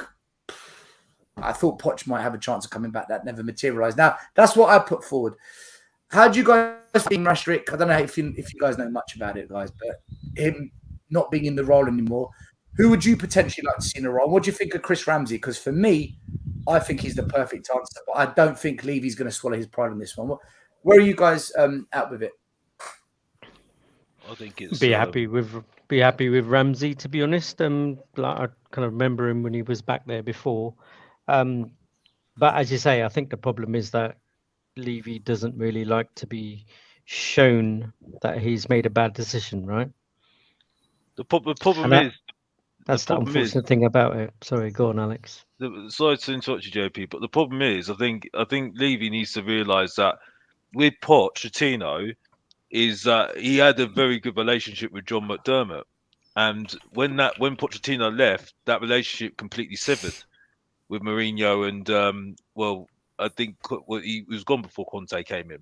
and you said already, and I completely agree with you, Stelios. That relation, the guy that came in after John McDermott was absolutely rubbish. So, I think at the moment, if they're going to do this project of bringing in youngsters, Ange Postecoglou can't do it all on his own. He cannot do it all on his own. So, that relationship with a person that is strong and got that leadership with the youth is very, very important for the youth to be successful at the end of the day. Because since John McDermott's left, it hasn't been great. It hasn't been great at all. And this is the thing. But Daniel Levy is talking about this project about the youth. Or get somebody in who's as good as John McDermott or Ramsey, or get Ramsey in to sort it out, because that's the only way forward for me. Because I don't see any success of us having the youngsters coming through otherwise. To be honest with you, because it hasn't been successful since John McDermott's left, and that's it. That's a fact. That's me. And that's why I'm still not believing the project at the moment. Still, the thing with John McDermott was he was actually a brilliant academy head. We actually had a really good guy, and he went to the FA because the FA offered him a job, and he's done. It's no surprise you're seeing a lot of the young English teams winning stuff now. McDermott's there, right? There's no coincidence. We could have kept McDermott, but unfortunately, the vision of the club from above and with the academy just began to... I'll be honest with you, I think sacking Poch really upset McDermott, because I know from inside, Pochettino and McDermott had such a tight relationship. They had a really good bond. They saw eye to eye, and we've never had that since. So I think that played a big factor in it. But that's the thing. That's the thing still. That's why I'm saying about relationships, because that's why I think people completely forget why things weren't doing well at the moment. I think Harry Redknapp had a good relationship with Tim Sherwood at the time when he was in as director of around the behind the scenes as well. You see what I'm saying? Martin Yole with Frank Arneson had a great relationship there. You see what I'm saying? It's like the good relationship we've had, they've broken off, and then that's when we've seen the decline of the team. So this is why I say, and I've heard today that since Brendan Rodgers has been employed by Celtic, Kennedy's still staying at Celtic. So he was going to bring in his assistant from there as well. So again, it comes back to relationships again. You see what I'm saying? So when I'm seeing all these things that are not connecting at the moment, no director of football as well, to remind people as well that we were promised as well. Where have I got anything to say, oh yeah, I've got something on that to say, yeah, we've got something going on there.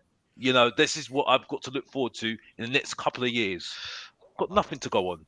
I think that the key point with a coaching ahead of academy and the young players and everything is having that long-term plan that goes beyond what manager comes in at the time, to constantly churn out, the talent and make these youngsters available for the managers that come in, and having that structure in place in the background and letting that tick along is key, especially if Spurs are serious about getting the talent through the academy into the first team. Until they do that, until they get that plan in place and stick with a recognised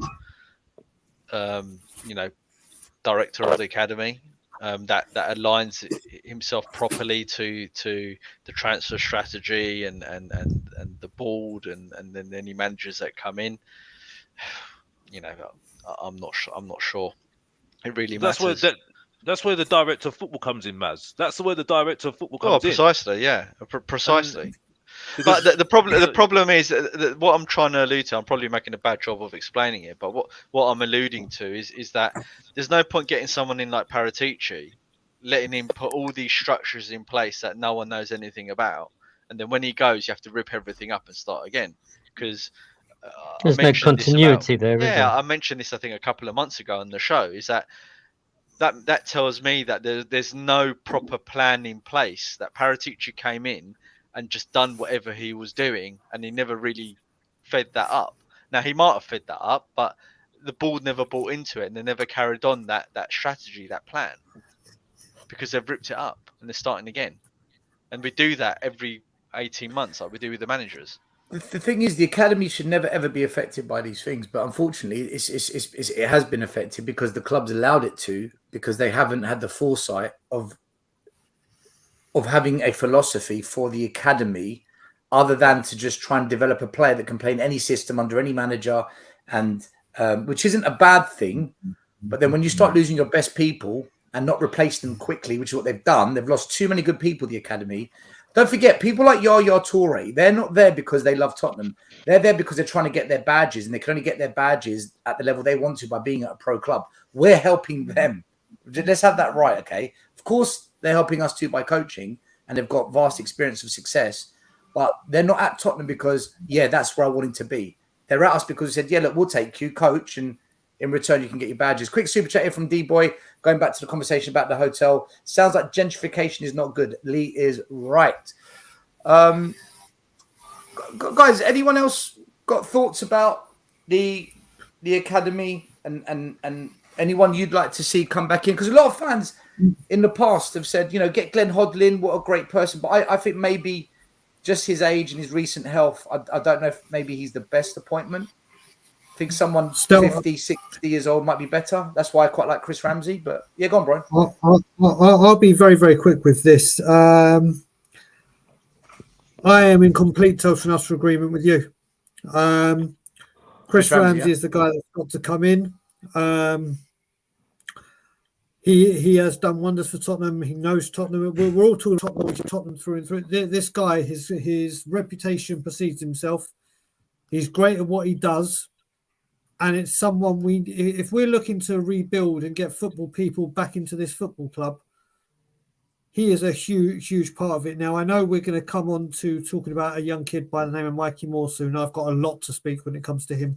Yeah, for sure. But I am completely with you when it comes to Chris Ramsey coming back to the club. He is the guy we need to come home. But I just want to caveat that there needs to be a plan, though. There needs to be a long-term plan for that academy, and that the board see it through. Because it's like the managers, we're changing things every season, midway through the season, and we can't do that. Style, philosophy, everything. It chops and changes too much, doesn't it? Maz, let me tell you what the problem with the Spurs academy is at the moment, right? It's not actually the academy that's the problem, it's the first team, right? The issue is this. The academy is developing the talent. Now, whether the talent is good enough, we won't know until they get a chance. The problem is, every manager that comes to Spurs has got to get top four, right? Or they're sacked. Poch got sacked for falling out of the race. Mourinho got sacked for falling out of the race. Conte got sacked because he wanted out. When you're under pressure to get top four, are you going to take a punt on a kid who's got no adult football experience, who needs years to be developed? Are you going to bring in a whole lot of Pape stars and say, right, let's get top four? Or are you going to say, I've got to go with experienced internationals? You're going to go with experienced internationals. Conte got top four doing that. He hardly played any kids. So if we're going to bring through the kids, if ever there's a time, it's now, where a lot of fans, like we've said tonight, look, we might tolerate 8th and 7th for a couple of years. Now's the time to do it, when the pressure's off of getting top four for a while. Is that not effectively the same byproduct that happens to every single department in the whole club, or every single structure in the whole club? Is that the board put that pressure on the first team and the managers to achieve that, and that then cascades down the whole club? I mean, Ferguson, with his class of '92, where he introduced all of those players, he had pressure and he done it. Yeah, but if you look, all right, go back to the years he started. Yeah, he finished in his first season 11th. Then he finished 2nd. Then he brought through all the kids, and they went back to 11th. 11th. And then that's when Alan Hansen said, you can't win anything with kids. Following year, he won his first trophy, and off they went. But when everyone doubted them, they went to 11th.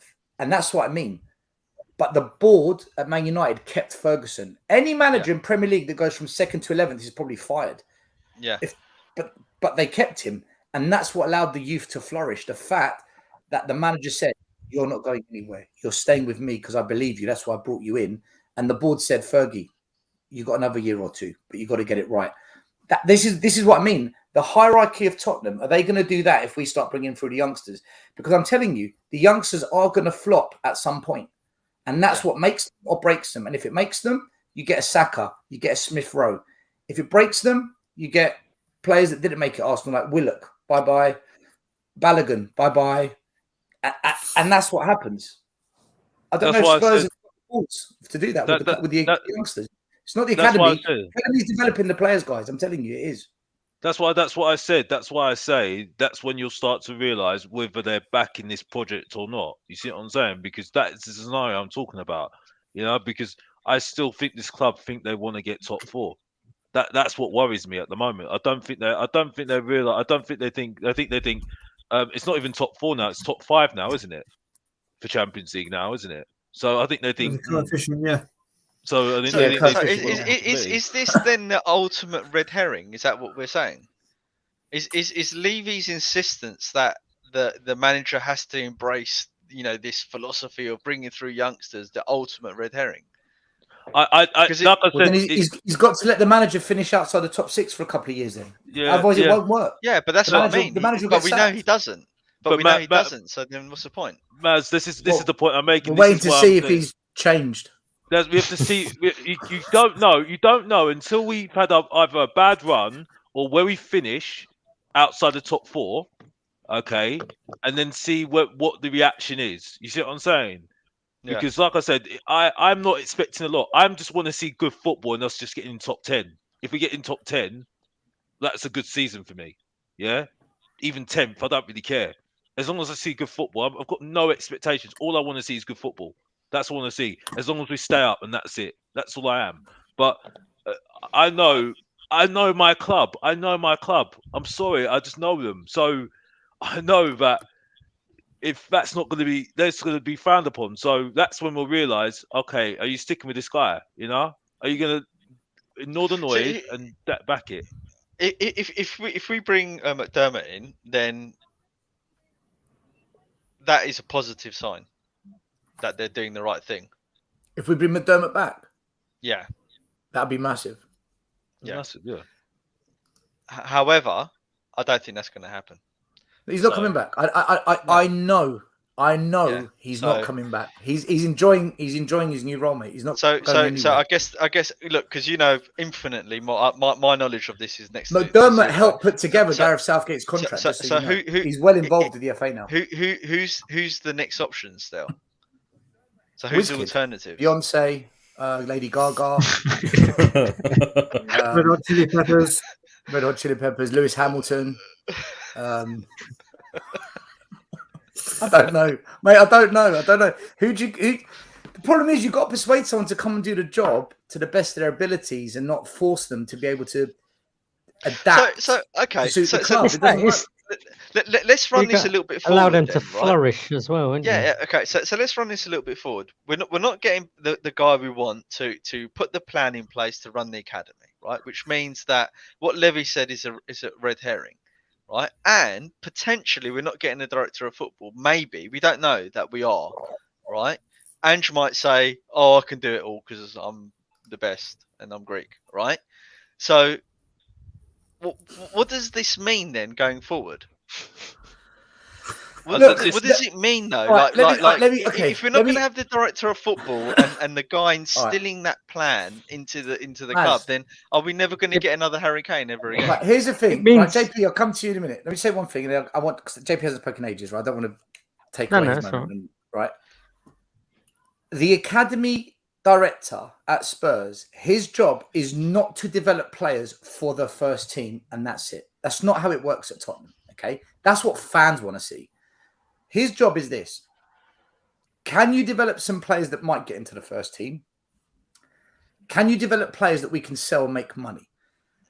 If you look at the stadium that we built, I think we put in 200 or 250 million pounds of our own money, the club money, and the rest we borrowed. 25% of that money came from the academy. The academy generated that money for the stadium build, right? The people in the academy, they've all said to me, look, we without us, there wasn't the deposit there to build the stadium. We were part of that. So their remit was, can you develop players? Carl Norton, remember him? We sold him for 10 million. 10 million. There's players we sell like Tom Carroll. There's players we've sold. Who's the one up at Celtic? Carter's Vickers. Vickers. Right. We laugh when they go that, yeah, look, not good enough. It's money for the club. The club are like, great. We got the player for free. No cost other than the general running of the academy. If you sell one player for 10 million, that runs the academy for the next 4 or 5 years. So the academy is a business. It's to generate money and to develop players. But unfortunately, it's more business than what it is developing players for the first team because, like you said, the red herring. So if we really want the academy to work in the eyes of the fans and you want to see a Harry Kane come through, a Ledley King come through, and you want to see this once every 2 or 3 years, then the philosophy from above has to change for the academy to do that. The academy is doing its job as per Levy criteria. And this is why I get so frustrated when I hear fans talking about the youth and the academy failing. Like, you don't know the academy and how it works then. You've never met anyone or been there or gotten to know people to tell you how it really works and what it's supposed to do. Levy, and I hate bringing him up because everyone has a go for it, he is a problem for the academy. He talks about it, something that the managers have got to embrace and something the managers have got to use. Well, you need to give the academy and the managers the chance to embrace it then, Levy. It's on you, bro. It really is. There you go. And that circles back to my original point. I mean, there's a gentleman called Mr. Post Office that says I'm incoherent, but I made my point in the beginning. And the fact is that unless Levy allows the various different levers of the club to operate how they should and have a plan, it's not going to work. It's literally another property investment, isn't it? The academy. It's like another side hotel. Yes. And now and again, in some ways, yes. Now and again, do you know what? Ways, yes. Now and again, we'll get an employee from there who'll come and work for the club. Job done. Lee, let me come to you quickly, right? Because you do youth coaching, you do your son's team and that. Have you had any interactions with the Spurs academies? Anything you know about it in terms of what you perceive them to do? Not the Spurs one. We've had interactions from players with some of the Arsenal guys are in our league, West Ham, Chelsea, actively coming and looking at the youth side of things and that. Nothing. I couldn't even tell you how to run it at Tottenham. Not seen anything whatsoever, which is a bit worrying more than anything. Brian, I know you're a big fan of the youngsters at Spurs. I know you've spoken highly of Dane Scarlett, Alfie Devine, and then obviously young Moore, who got a contract today, which we are going to talk about in a minute. Yep. How do you perceive the academy? Like as a fan that kind of like you're a normal fan. How do you see it? Well, I wouldn't go as far as normal. Still, would you call me normal? You want me normal? Well, when I mean, yeah, okay, all right. As an abnormal fan. So still, I mean, you've got to remember. Fan. I mean, I'm going to go back and bring it back a blast from the past. I remember when Spurs brought through a youngster who, when he came through, I thought, my God, we got something special here, and that was Nick Barmby. Nick Barmby, in his first couple of seasons at Tottenham Hotspur, was simply incredible. Wasn't the fittest of guys like Gazza, wasn't the stockiest or whatever, but wow, what a footballer we had on our hands. And I'll always remember a stooping header he scored against Wimbledon in the FA Cup. He was incredible. All right, he went on to do things at Liverpool, Hull and Borough and everywhere he went. But Tottenham Hotspur used to do this as a regular occurrence. There used to be players coming through regularly that got to first team football. And yes, we've had Harry Kane come through, and we can talk. Harry Winks has come through. Ollie Skip has come through. Tom Carroll came through. Well, they didn't. Carl Walker-Peters, that someone just mentioned, came through. There's been such a gap. Like you said, the pathway is non-existent. And players that we have had that have been decent, your Marcus Edwards, your Macawendes, who's now at Chelsea, even the guy we sold to Blackburn last year, who tore his hamstring and was out for most of it, Mark Ande was meant to be a real talent. But we've let these people go through and slip through the net. And you look at it, around all these other football teams that are bringing through people, they have football people within this football club. I'm not just talking in youth, I'm talking in director of football levels. In all levels, there is football people, not business people. You see, like we all talk and wax lyrical about Ajax, but Ajax have had it ingrained in them for a long, long time. But you see Different PSVs, the Feyenoords, Yeah, you different see the animals. Barcelonas, they're all doing this. Look what Bayer Leverkusen, Borussia Dortmund are doing with youngsters. Look at him with Jordan Sancho. All right, he's not And cutting the Bellingham. mustard. And Bellingham. Exactly. Look what Jude Bellingham recently. This is something that Tottenham need to get a hand of. And one thing I will say, and I am going to give a bit of praise to Paratici in this, but only this thing. The one thing he has done, which doesn't take the credit for, is when he came into this football club, he realised what a fucking mess this football club was from top to bottom. And one thing he did start doing is putting things into place from grassroots or from youth level down to get some kind of infrastructure of the way things should be done. And right now, you got Alfie Devine, my boy, who I saw BB, I think it was mentioned. People will know when I talk about Alfie Devine, I wax lyrical. The second Daniel Levy sells his football club, the first thing I do is buy a Spurs shirt with Alfie Devine on the back of it, whether he's still in the youth team or whatever. I love that dude. You've got Alfie Dorrington, who's just signed a brand new contract, who, to tell you the truth, I'd much rather start next season than Eric Dyer and Davies and Sanchez and give some youth a chance. There's also the guy we will talk about that I'll go and see, Mikey Moore, where Spurs have done things which need to be praised to make sure this man commits. They've had to restructure some of the youth. They've had to raise wages. They've had to fend people off from Real Madrid. Bayern Munich were looking at him.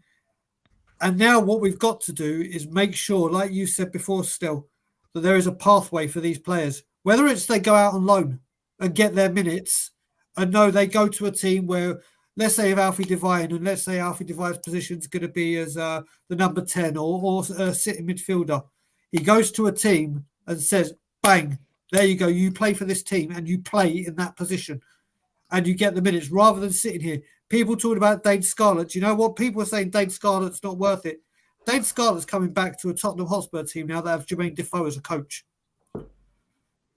Keep him within the football club. Let him learn 6 months over with Jermaine Defoe, day in, day out. If this is Harry Kane's last season, what better teacher to have around the first team than get a year just staying next to Harry Kane in training and being on the periphery of the first team?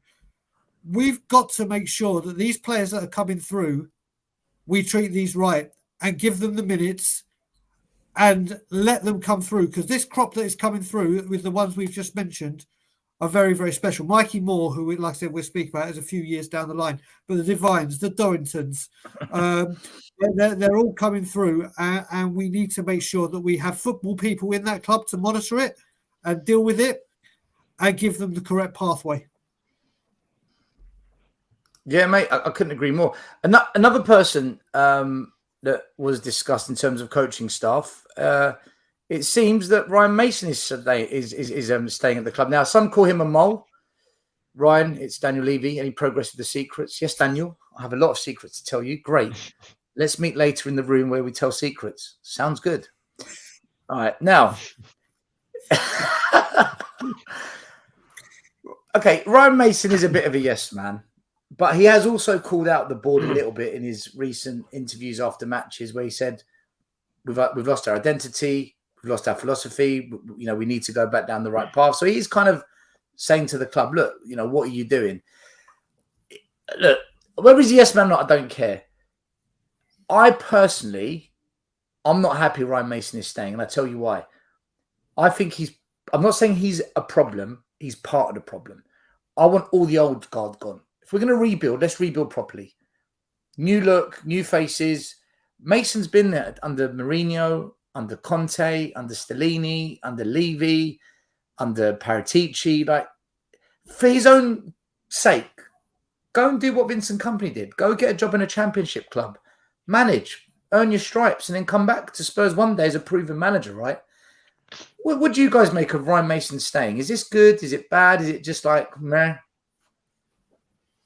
I'm with you. I don't really see the point of it. I just, if you're going to start from scratch, you can't have bits of rotting wood hanging around.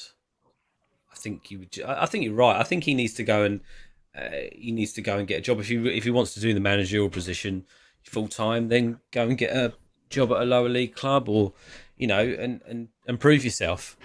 I don't see the point in hanging around. And unless he knows something, unless there's something that we don't know, and some of the backroom staff and that are not coming, or he's not going to have certain people, and he said stick with Mason for the time being, and we'll use him in a capacity. Didn't someone say Kennedy's not coming from Celtic?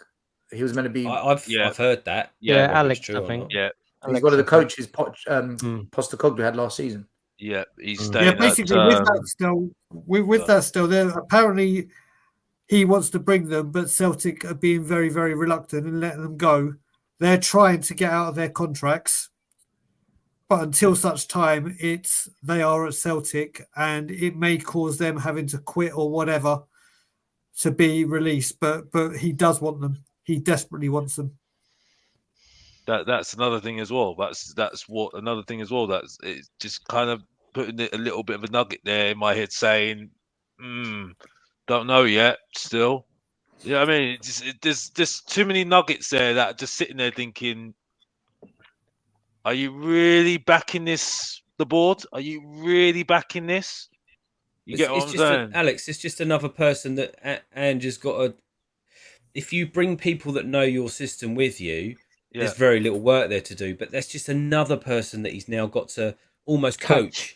In his way, and it's just like, how many jobs has the guy got to do before he get? I mean, this is why we've got to give him time. I mean, this is just another point, because there's three of us that coach a youth team, and when we're not, we've got a way of doing it, but we're all different in the way we do our football. And when one of us is not here, we might do something ever so slightly different, and you don't want that happening. You don't even want him taking a training session or something, and he instills some of those little knick-knack things that the guys were doing last year, and he's like, you just don't want that around you, do you? You just need someone that knows your way of working. It's not about me backing it though. It's not giving them time. It's like it's the board giving them time. That's the point I'm making. Yeah, no, absolutely. It's not me, because at the end of the day, I'm not the one that's making the decisions at the end of the day. You know what I mean? So, you know what I mean? I was quite happy with Nuno at the time. You know what I mean? Like when Nuno was in charge, I said, well, okay, I knew it was going to be a terrible season anyway. We sacked him, got Conte, and the rest is history now, isn't it? Because I knew that we needed to, I knew where we were as a club. But the point I'm making is right now is that, the things are just not in place at the moment for me to say, yeah, I can put my thing on that right now. I can say, yeah, a couple of years, yeah, definitely. And the whole Harry Kane situation as well made it worse for me as well. You know what I mean? For me, because for me, he ain't signing that contract. If he signs that contract, he's a dumbass, an absolute dumbass, and just shows me that he's got no ambition whatsoever. Sorry, I've got to that point now where I just don't care anymore. You know what I mean? He just needs to man up and put a transfer request in and do whatever he needs to do to just say what he wants to do, and that's it. And just stick with it, and that's it for me. So I know Ali Gold put a really staunch defence of Ryan Mason, saying, he's a really talented coach. All the players love him, and he's only 31. Blah blah blah blah blah. Eighth, man. Where's Ali Gold? I know, and it's I don't get it. He is. I had this conversation with Shine the other day. He's been groomed almost in a way to be that Spurs manager, right? But he's not good enough. Simply, he's not good enough. He's been under Poch. He's been under Conte. He's been under Mourinho, and he still can't do it. But one side of me thinks is that really fair, because he's 31 and he's still old enough to play if he could play. In that sense. And another part of me totally agrees with you guys. He's been under 3 different managers. He hasn't shown me that he's a top-class coach any more than anyone else who's come in and been a coach at Tottenham Hotspur.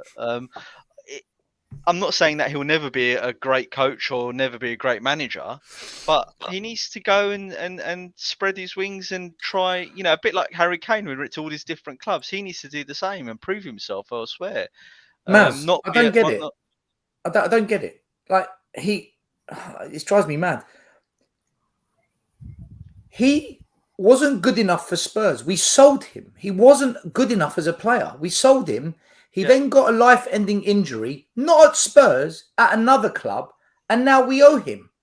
And now there's this emotional, he's one of our own. You were never good enough, mate. You're a lovely bloke. When you speak really well. But I don't care how you speak. Show me what you do as a coach. It's almost like they're using him as like a marketing tool, aren't they? They're trying to play on the heartstrings of the fans, saying, "Oh, he's one of our own." It's not right. So he never got injured at Spurs. He got injured at another club, and it's like, well, we'll help you. That's nice, but I don't understand this emotional sympathy we play with Ryan Mason. You know what it is. This is where we've got to be careful, because we all say we want footballing people at the club, and predominantly Spurs people, and then we bring one back in, and it's like, oh well, wait a minute, you brought a footballing person. Yes, he wasn't good enough as a player, but I think where this club is going very, very wrong with this is I'm perfectly fine with Brian, what I mean is, Brian, when we say bring back football people, bring back Van der Vaart.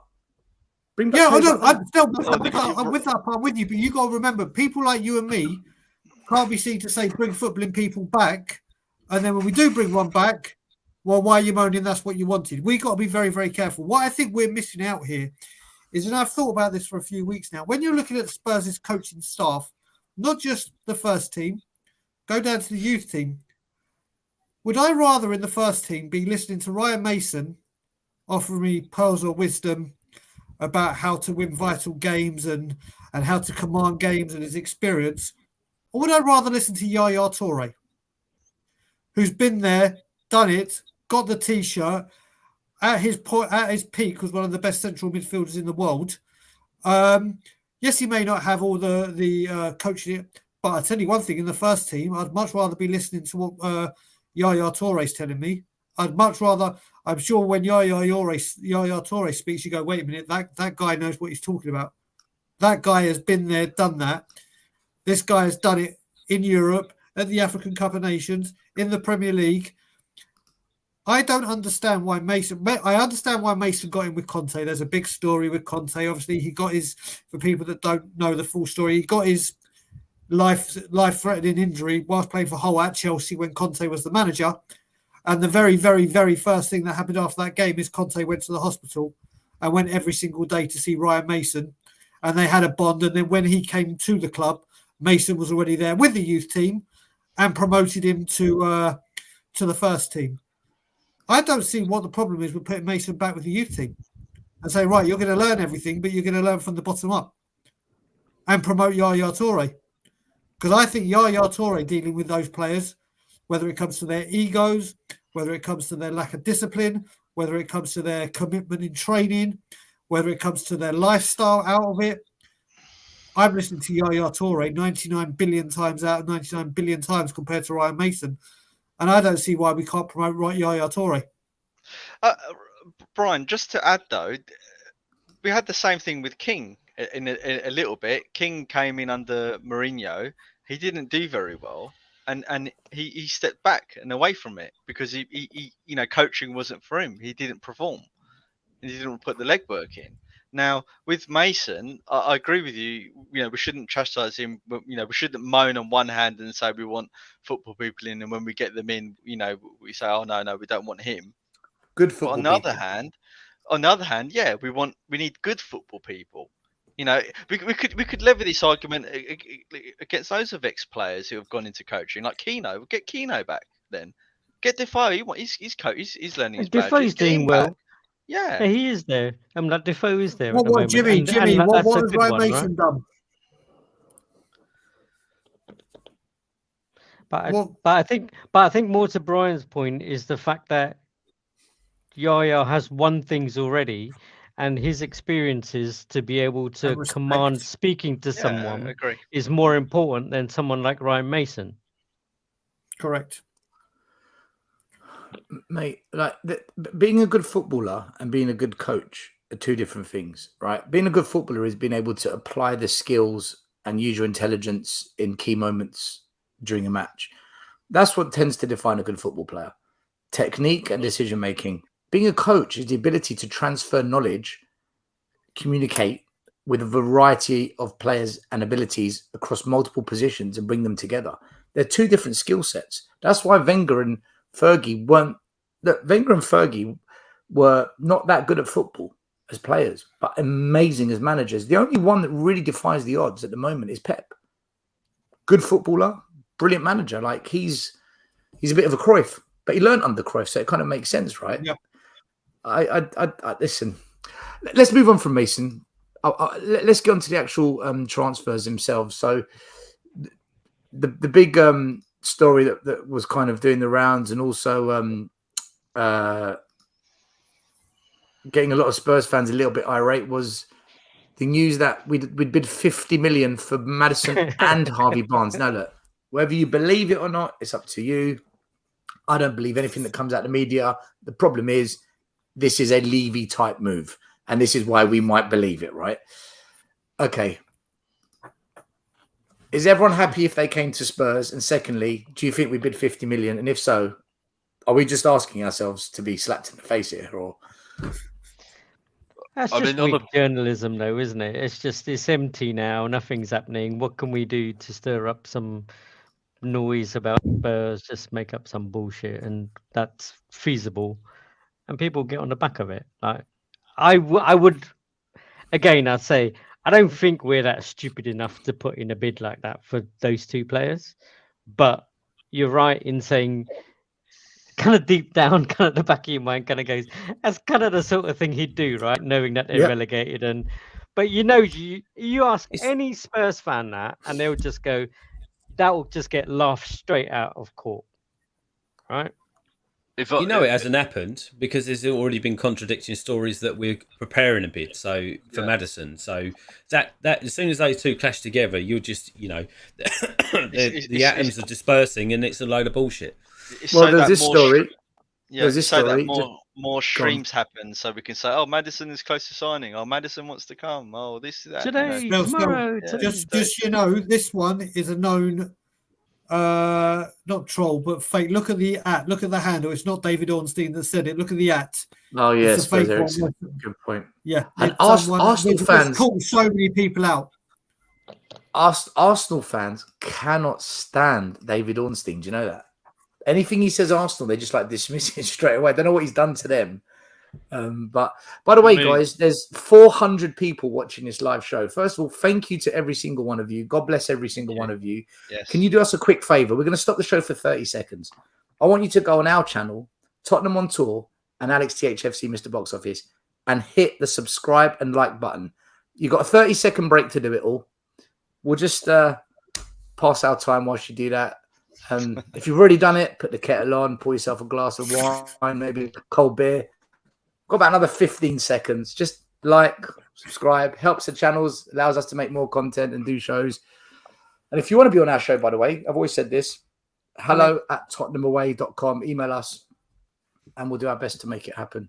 We're all Spurs fans together. That's how we found Lee. I think it's how I found Lee. Is that how I found Lee? Yeah, I came on the fan show, didn't I? Now you can't get rid of me. Now we're stuck with you causing problems every show. Oh, no, yeah. There I'm just going to go outside and shout some racial slurs. He doesn't mean that, but anyway. But no, I'm just. It's a way of me, baiting the trolls out, and I'll fish them out now. No, but you already got your back, Mum, because Mr. Box Office takes it all. Mr. Box Office takes it all day long. Greg Spurs is trying it with me every single time as well. He's going at me every single time as well in the chat. So, bro, give it your best shot, Bob. But when you poke the bear bites. And that's it. And that's all I need to say. And that's the bear bites back. The bear bites back, and that's it. You know what I mean? I can handle it all day long, but this is like holiday to me, bro. Holiday for me, bro. That hate is what I love. Yeah, Alex. Because I've been struggling with Tottenham for so many years now. You know what I mean? You know. The fact that we're now going for Madison, I'm saying that Madison's a brilliant player. I'll take him all day long, but I'm still going to get excited. You know what I mean? You know, I get more excited than going to a soccer event like I was yesterday night, by the way, enjoying myself, by the way. You know what I mean? Back to you, Stelios. I'm Nice. done. You go clubbing a lot, you know, Alex. I'm jealous. You go clubbing a lot. Alex, were you happy with this news that both the departures of Dan Juma and Clement Longley, they've ended their loan spells? So far, we haven't renewed. Doesn't mean we won't, but so far we haven't. And I did say when we first signed him, I don't understand this. This isn't a good transfer. I got pelted for it. I've kind of been proved right. You're going to say to me he wasn't given a chance, but if he was good enough, he would have, surely. 3 different managers, Stellini, Mason, and Conte. They didn't really fancy him. He scored goals against the mighty Preston North End and the amazing Bournemouth. Other than that, against the top clubs, he did nothing. So, guys, is anyone upset that Danjuma's gone and that? Is that 2 more than Richie in the league though? 2 more than the £60 million superstar, which we also slammed. We also said, "What the hell are we doing?" when we signed him. But what do we know? Lanley, I'm really upset. Honestly, getting a reject in from Barcelona, so upset, really upset. You know, really great that he can pass it, even though he's slow. He really works well in a back 4 that is going to be pressing as well, playing a very high back line. It really works really well, doesn't it? Really. So I'm really upset that it also add to our foreign quota as well. I'm so upset, Stelios. I'm so upset.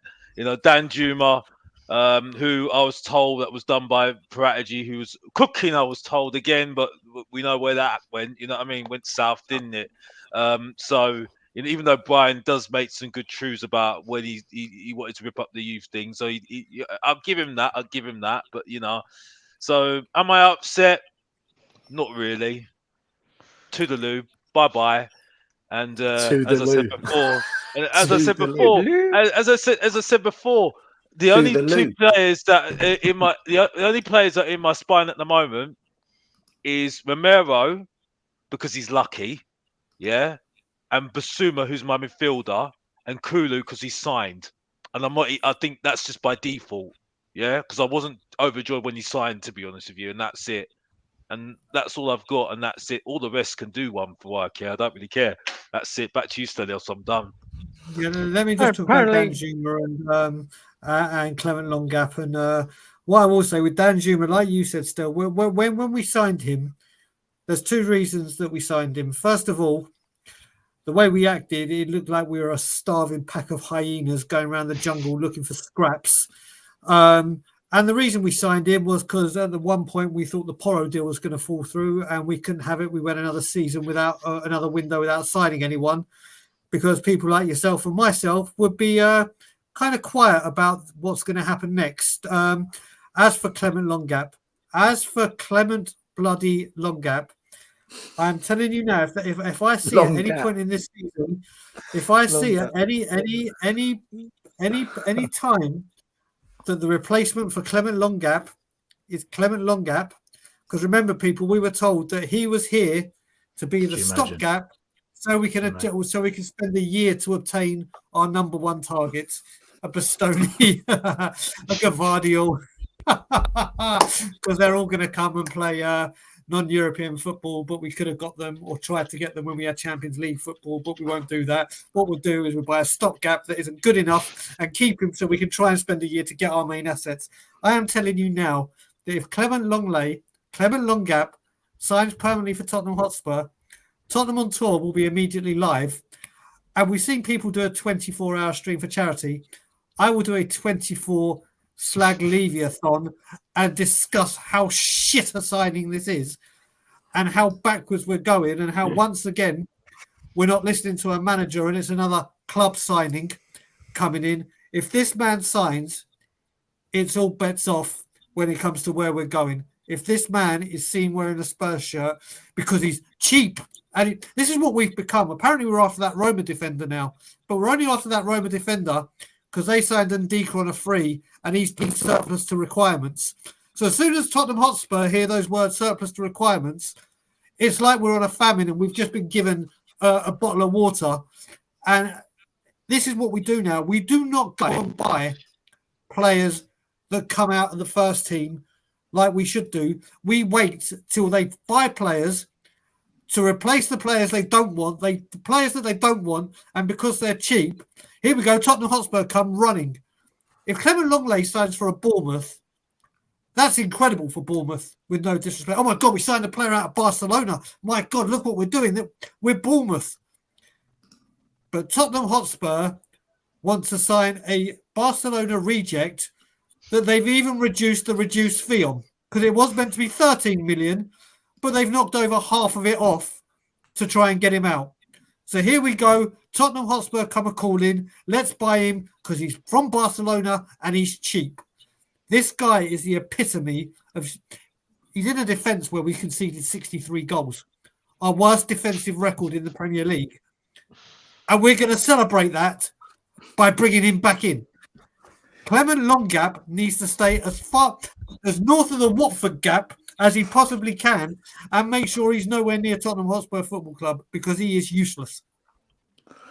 Do you know, 5 million apparently, Brian. If it's gone down a million. Speaking. If they agree to 5 million, then like we can have him. This is like, I remember if we value him at 5 million, how shit must he be? Mate, his number is 5 million. We're 5 million off Spence, 5 million off Kulusevski. Every time it's 5 fucking million. Everyone else has their lucky number. Like my lucky number is 22 for my birthday. Daniel Levy's must be 5 million because every single transfer, it's 5 fucking million. The clubs are 5 million apart. Oh, they want 5 million more. Tottenham want 5. What the fuck is 5 million? how much did the 5 floors of the hotel cost, do you reckon, to build? 5 million. 5 million, yeah. No, but it's 5. There's that number again. Million per floor, isn't it? It'd be 5 million per floor, right? Do you know, it reminds me of this. Someone sent me this. Barca needed to get rid of Longley. We stepped in to help. Roma need to get rid of Ibanez. Here we are to help again. It'd be great if we sign players based on what we actually needed, not who has financial issues we can take advantage of. Mate, Wilder Hotspur is a top dude. He's on a lot of the Twitter spaces I do. He's a top man, and he tweets regular stuff like that. But this is like I was saying. We wait for players to go on their surplus to requirements, and those are words to to his ears. There's no scouting. There's no. He must have an alert, like everyone for Black Friday when everyone in America and Canada are outside the shopping centres. That's what we must do. We must be sitting there waiting for the off-the-shelf TK Maxx version of players to be available, and then we come alive. I would rather have Roden. Don't buy Longley, just keep Roden. Same, brother. I'd rather have Dorrington. Well, there's another player at the club that we already know that was in the news. Decky is here to stay. We'd like to announce the permanent signing of Dejan Kulusevski from Juventus. Now, I was quite happy with this. I think this is a player that is good, who had a bad season, along with many players that I think are good at Spurs had a bad season. Doesn't mean they all had a bad season because they're good. A lot of them are crap and need to go. But this kind of took my attention, as it always does, because we argue over financials, not football. Levy in. Bald is beautiful. He negotiated the prearranged price of Kulu down from 30 to 25. That 5 million. That 5 million is going to buy Longley. There it is again. Reoccurring theme going on here, isn't there? No, but it cracks me up that people are celebrating this as some kind of victory. Like, in the actual grand scheme of things, who gives a fuck that we've saved 5 million on a player that we were going to keep no matter what, in my view? We were never going to let Decky go. That means we get Longley for free. I don't know where he fits though. That's the thing at the moment, because at the moment, that's why I said by default he's in my spine, because we bought him. You see what I'm saying? And for me, Alex, I'm not. You're gone. Let me just say something, because this is. I'm glad we got onto this, because apparently he's come out and made a comment. Kulu says, and I'm reading this, and he's basically said, my understanding is that he, i.e. Ange, is very interested in me, and I'm glad we're getting a new coach. What I've read about him is good. So it sounds like this is a decision made by Ange. Ange has spoken to someone, said, if you were going to sign him, let's sign him, because what I see is potential there, and it will fit. So maybe he will. I mean, I think he was still well down on his potential last year, and I think maybe it'd be a bit different, but apparently he wants him. Well, I mean, if that's the case, that's fine. I mean, but the reason why I've got so little on my spine at the moment is that it's chemistry. Again, I'm repeating myself again, but it's chemistry because it's such a problem at the moment. Our team has just got any chemistry whatsoever. Yeah, okay. Up front, we have got chemistry up front with Son and Kane. Other than that, there's nothing else. Then you had Højbjerg and Bentancur, but it looks like now Højbjerg is going to be going. Not sitting a tear for him. I wouldn't care if he goes, to be honest with you. I don't But think the point I'm making is, I think at the moment, okay, you can have Kulu there, but we need players that are going to complement him. So when he's not playing well, other players can help him around him and try and do something, because that for me again will show me whether we are moving forward or not. You see what I'm saying? Again, the defense it's the same with the defense. You see, it's like if Romero's your main defender, you've got to get somebody like a John Terry next to him, or a Rio Ferdinand next to him, or a Laporte next to him. So, not saying get Laporte, I'm saying get somebody like him, them next to him, because a leader, like calming influence on him. because a leader would be better for him next to him than having somebody who's up and coming. It's just going to be absolute disaster. You see what I'm saying? So, and I know that someone was talking about the guy from Roma. I can't remember his name now that we're linked with. I had a bit of a debate with somebody. I think it was Kuva actually, because he said, "Oh, well, you've got two players that are the same. They might work off each other." And I'm saying, I don't know about that. I'm still need some evidence to see that, because at the moment, if you're gonna have Romero as your main defender, I don't think that's gonna work. You see what I'm saying? So again, it's about characters who complement each other again, and whether it's chemistry, and that's it. And that's where I'm looking at it and saying, okay, are they going to be doing that at the moment? And I don't see that at the moment. You see what I'm saying? And this is where Postecoglou and Scott Munn need to have this discussion, and where the director of football should have come in as well. And that's it, because that's the makeup of the side, and that's really going to determine. Alex, you happy Kulusevski staying? I'm not. I'm indifferent, mate. I'm not sitting there saying that, because for me, I'm not fascinated by him, to be honest with you. I said at the start. I've said he was cool. He was good. He was good. Yeah, when he started, you saw what's happened last season. Now you saw he tailed off, didn't he? The whole team did. The magic. But the whole magic kind of lost itself, didn't it? Because one, the team flopped. I think injuries didn't help him as well. Romero flopped, Hugo flopped, Son flopped. I think also the fact is he made such an impression. I don't think he made that much of an impression, but because Tottenham fans overhype players, because he's made such an impression, at that time when he started, which I don't think he was that great. I think Harry Kane and Son made him look good as well, right? Okay, I think the expectation was so massive with him, and they put so much expectation saying, "Oh, if he comes back, he's going to be good in this and that and that." And I think he just needs to go back to the drawing board. Are you downplaying it because you call him a reject? You can look at it like that if you want to look at it like that, mate. You can look at it like that. No, I'm asking you. I'm not looking at that. I'm asking you because you don't seem to like him. That's what I'm asking. I'm not saying I don't like him. I just don't overhype him, because look at the players that you were replacing. He was replacing Dele Alli, who fell off, and Bentancur replaced Harry Winks. That's not really that great a distance to improve on, isn't it? Let's be honest. I think Bentancur replaced, ended up looking like he replaced Eriksen and Moussa Dembele the way he was playing. Not saying he was like them. Yeah, I hear what you're saying, but I wouldn't say that they were at the time. We were doing okay. We weren't great, to be honest with you. But for me, I don't think they had that much to improve on what we had at the time. You see what I'm saying? So if they were a little bit better than Kulu, little bit better than Dele Alli and Harry Winks, we would be lauding them, saying, "Yeah, we'll still have them." You see what I'm saying?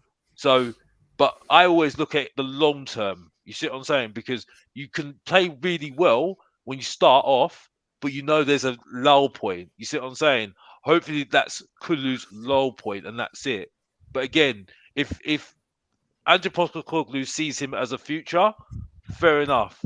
But again, I come back to chemistry. Whether the guy gets cut tough, is he still going to be keeping on going? You see what I'm saying? Are we not going to still rely on Harry Kane and Son again next season? You see what I'm saying? You know, because we've got to stop listen. doing that Do now. you know what? Do you know what? When I see Kulu, this is what I see. I see a And technically Neil, I'm gifted. not chatting nonsense, bruv. Chat your nonsense somewhere else, bruv. You know what I mean?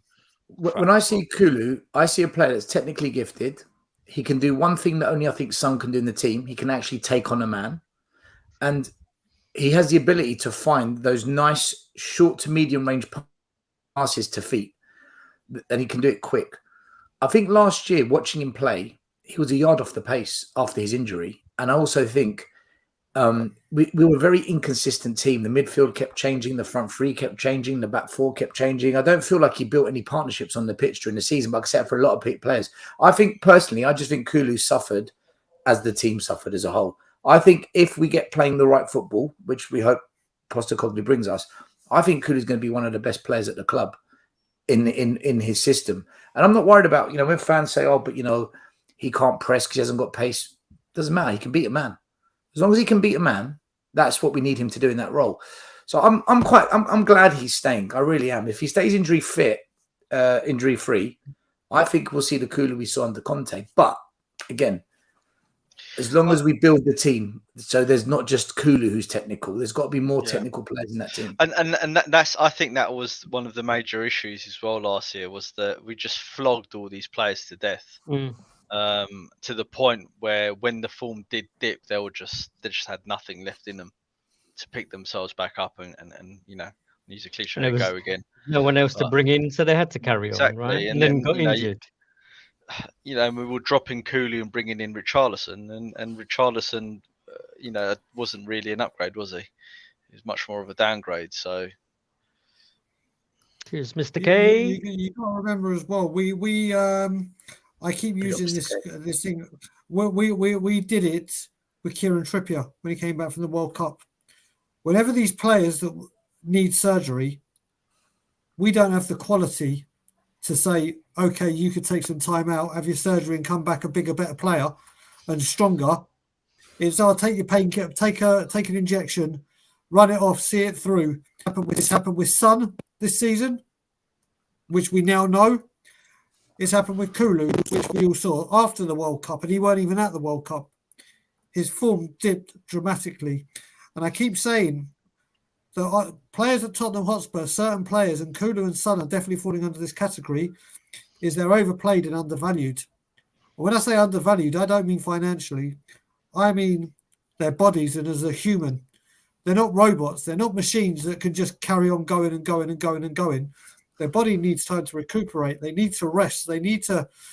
I think, and I still think next season, I want to see Porro play as a right winger and be competition, because that guy can attack. He can't defend. He can't do it. Hopefully, Postecoglou can teach it into him. But there's genuine competition there to keep them both on their toes. Both offer completely different things. We all know Porro is exceptionally quick. One thing that Kulu doesn't have. They both have quality on the ball, but these players need to be rotated and used properly. Kulusevski and Son once again fell to Trippier syndrome, which is we haven't got good enough quality to play, so you play through the pain, and that's where we fall down. But I think Kulu being signing is a great signing. I think you like Mr. K said, and like Stel was saying. I think next season a fully fit. We see the tail end of first season Kulu, not second season Kulu, and first season Kulu is the first Premier League player ever who joined in January and finished in the top 10 assists for the season. No one else has done that. And if we get that Kulu back, 25 million or 30 million, whatever you want to say, well done, Daniel, with your 5 million reduction. We've got a snip. We've got a bargain. And I think we'll see that Kulu next season. Anyone else want to add anything? I just want to touch on Scott M made a good point that Kulu's really one-footed, and I do agree. He does seem very one-footed. What what I started to see in his first season though was that he was trying to rectify that, and he was trying to go down the outside rather than cut in all the time, and he was really effective, and that caused him to become a lot more valuable in the sense that he set up a lot more goals when he did that. I mean, I guess the only other player we had that was really one-footed was Lamela, to be honest with you, and credit to Lamela, it didn't hold him back that much, albeit he wasn't as good as what we wanted him to be. Very quickly, guys, just want a big thank you to Step Up Spurs and Elias for becoming channel members. Big up to both of you. Also to Richard Knight, who I think might put a super sticker in, which is why we never saw the message. But Richard, thank you anyway. If you do have a message, put it in. I'll make sure I read it out. Someone saying Udoji as well. Another player that has been in the media, Romano. Sanchez has decided to leave Tottenham this summer. Discussions will take place. Look, nothing's happened. It's all rumours and speculation. Is there anyone here that's got an issue with Sanchez leaving Spurs? Bye-bye. Toodaloo, bye-bye. I don't know. He's decided he wants to leave, right? Bye-bye. Door's open. There you know, you just go through the door. I'm done. There's sorry. number 49 bus, I'm not going to be upset. I'm sorry. Like I said, there's only so many people on my spine. He's not one of them. Bye-bye. Sorry. Again, it's like, what's the point? He ain't working with Romero. So where does he fit in the team? Someone said, a fan said, oh, a backup. Great. Okay, we're really starting well with that, aren't we? You know what I mean? Him as a backup, really, really good, really sensible thinking, isn't it? Sorry, bye-bye. Don't care. He's doing himself a favour, to be honest with you. And that's it. But people need to know not to fall into the trap. It's all well and good these players saying they want to go. It's whether we receive a bid that someone will allow them to go. That's it. A bit like Harry Winks, isn't it, Brian? Well, this is the thing, Maz. We're coming to the point now where, again, you got to remember he wanted 40 million for Winks at one point. He wanted 30 million for Sissoko at one point. This man has got to realise this is another big thing with Ange. If Ange says sell Sanchez for 10 million, if a bid for 10 million comes in, get rid of him. If he turns around and goes, well, I paid 42 million for him, I want at least half of that back. If you stop these players leaving, we're never going to get rid of them. You're going to need to take some hits. And it's all well and good saying, okay, we're open for offers. That's really good. I can go look at a Lamborghini. Doesn't mean I'm going to buy it. These are open for offers. These offers have got to come in. If Ange Postecoglou says sell him because I can use that 10 million to go get this one or put towards that one, then he has to do it. Then he has to. That's another big thing we've got to come. But Sanchez, listen, your time's come. You're not good enough. Goodbye. The message to all these players and their agents really should be coming from the club to say, go and find your boy a new club this season. And they've got to take whatever they get for it, as you said, Brian. Well, don't it's forget, better taking something than ripping his contract up, right? Yeah, we don't do that. Yeah, but hold on, we do. Yeah. Well, look. No, but that's only because we fucked up. And the boy was in Spain. 23 years, JP. We've been fucking up for 23 years, mate. That boy was in Spain already, waiting to go on loan. I do find it 42 million we paid for him. 42 million. I do find it confusing though why Rodon went out on loan and we didn't get Sanchez out, and why we gave Sanchez so much of a chance. I mean, obviously money's probably got a lot to do with it, and the fact that it was there a little longer. But Rodon under Mourinho, as you said, Stel, many times, and I agree with you, he was probably our best defender in that period. I don't think we ever really gave him a proper chance. I think Rodon, though, Maz, because the Euros were coming, he literally said, I want to go out and play. And unlike maybe Sanchez, who was like, well, I want to stay here and fight for my place. Kind of like none of that crap. It was like, I want to go out and play football. I don't care where I go. Let let me get there because I need to be ready for the Euros. In a way, though, that's quite admirable, right? Or was it a World Because- Cup? I can't remember now. Probably Because the World Cup. he wants to play. He's got Hmm. desire to play, which is great. Unlike Sanchez, who just loves sitting on the bench, doesn't he? But he reminded me of a defender who Feasible. wants to defend. Do you know what I mean? He wants to get his head in there. He wants to dive in there to like, you know- make that block and everything. Do you know Sanchez, right? Do you know what it reminds me of?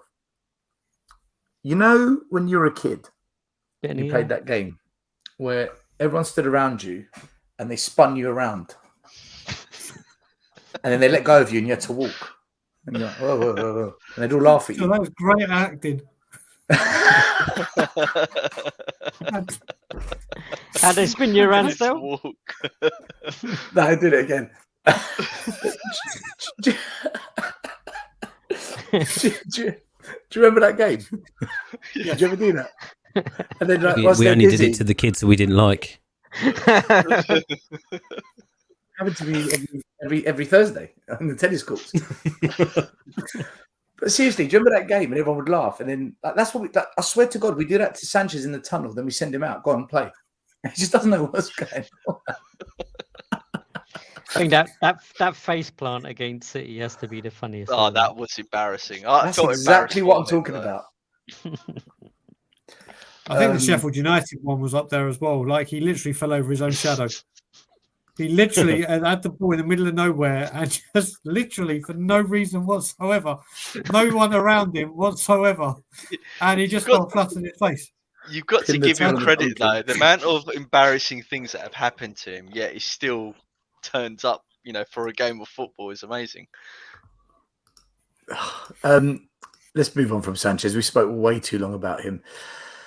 So obviously there's this man here where apparently he's agreed terms, but we're not prepared to pay the price. And then someone put David Reyes ruled himself out of Spurs because he said, I have ambitions to make the next step in my career. I want to try and win titles, not trophies, titles, and to compete in Europe. And then this story broke today.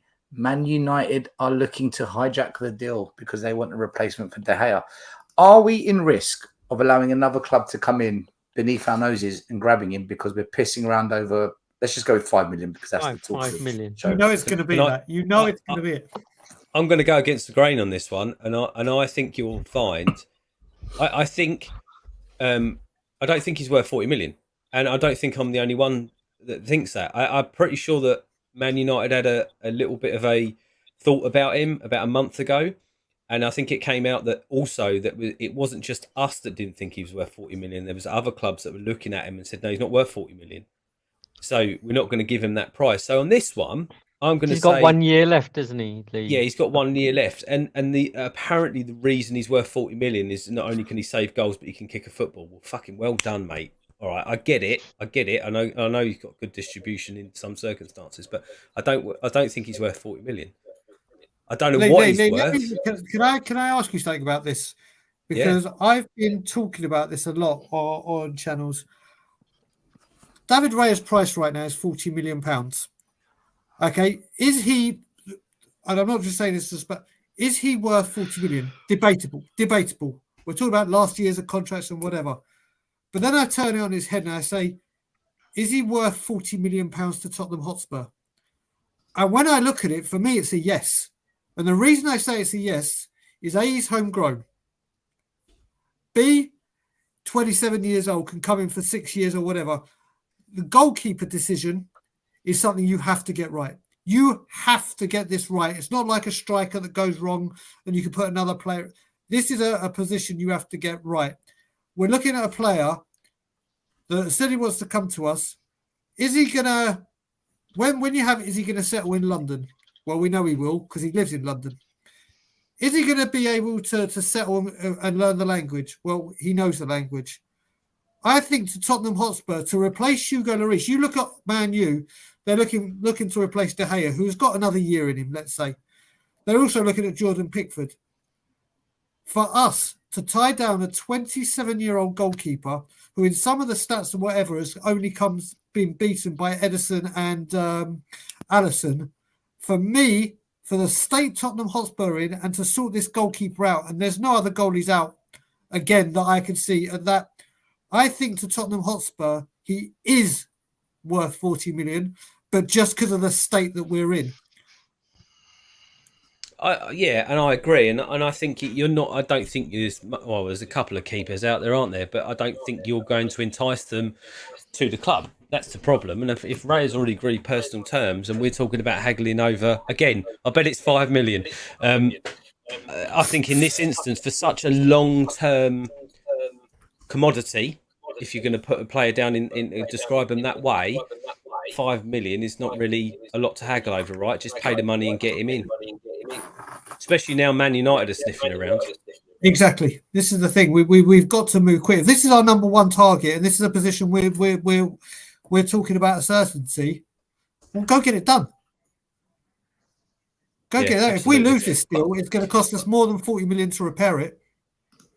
It is, and I wouldn't be surprised. And remember, we're in an international break as well, so everything's really gone quiet. I wouldn't be surprised if it starts gathering momentum when they all get back, or they'll probably be on the phone tomorrow, depending on when they're.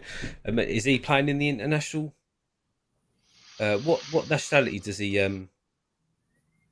He's Spanish. Spain, isn't it? Yeah. Oh well, the Hayes rival. I wouldn't be surprised if they. I don't know if they're playing tonight or they're playing tomorrow or whatever, but I would imagine it'd probably start building momentum in the next couple of days when they all start getting back.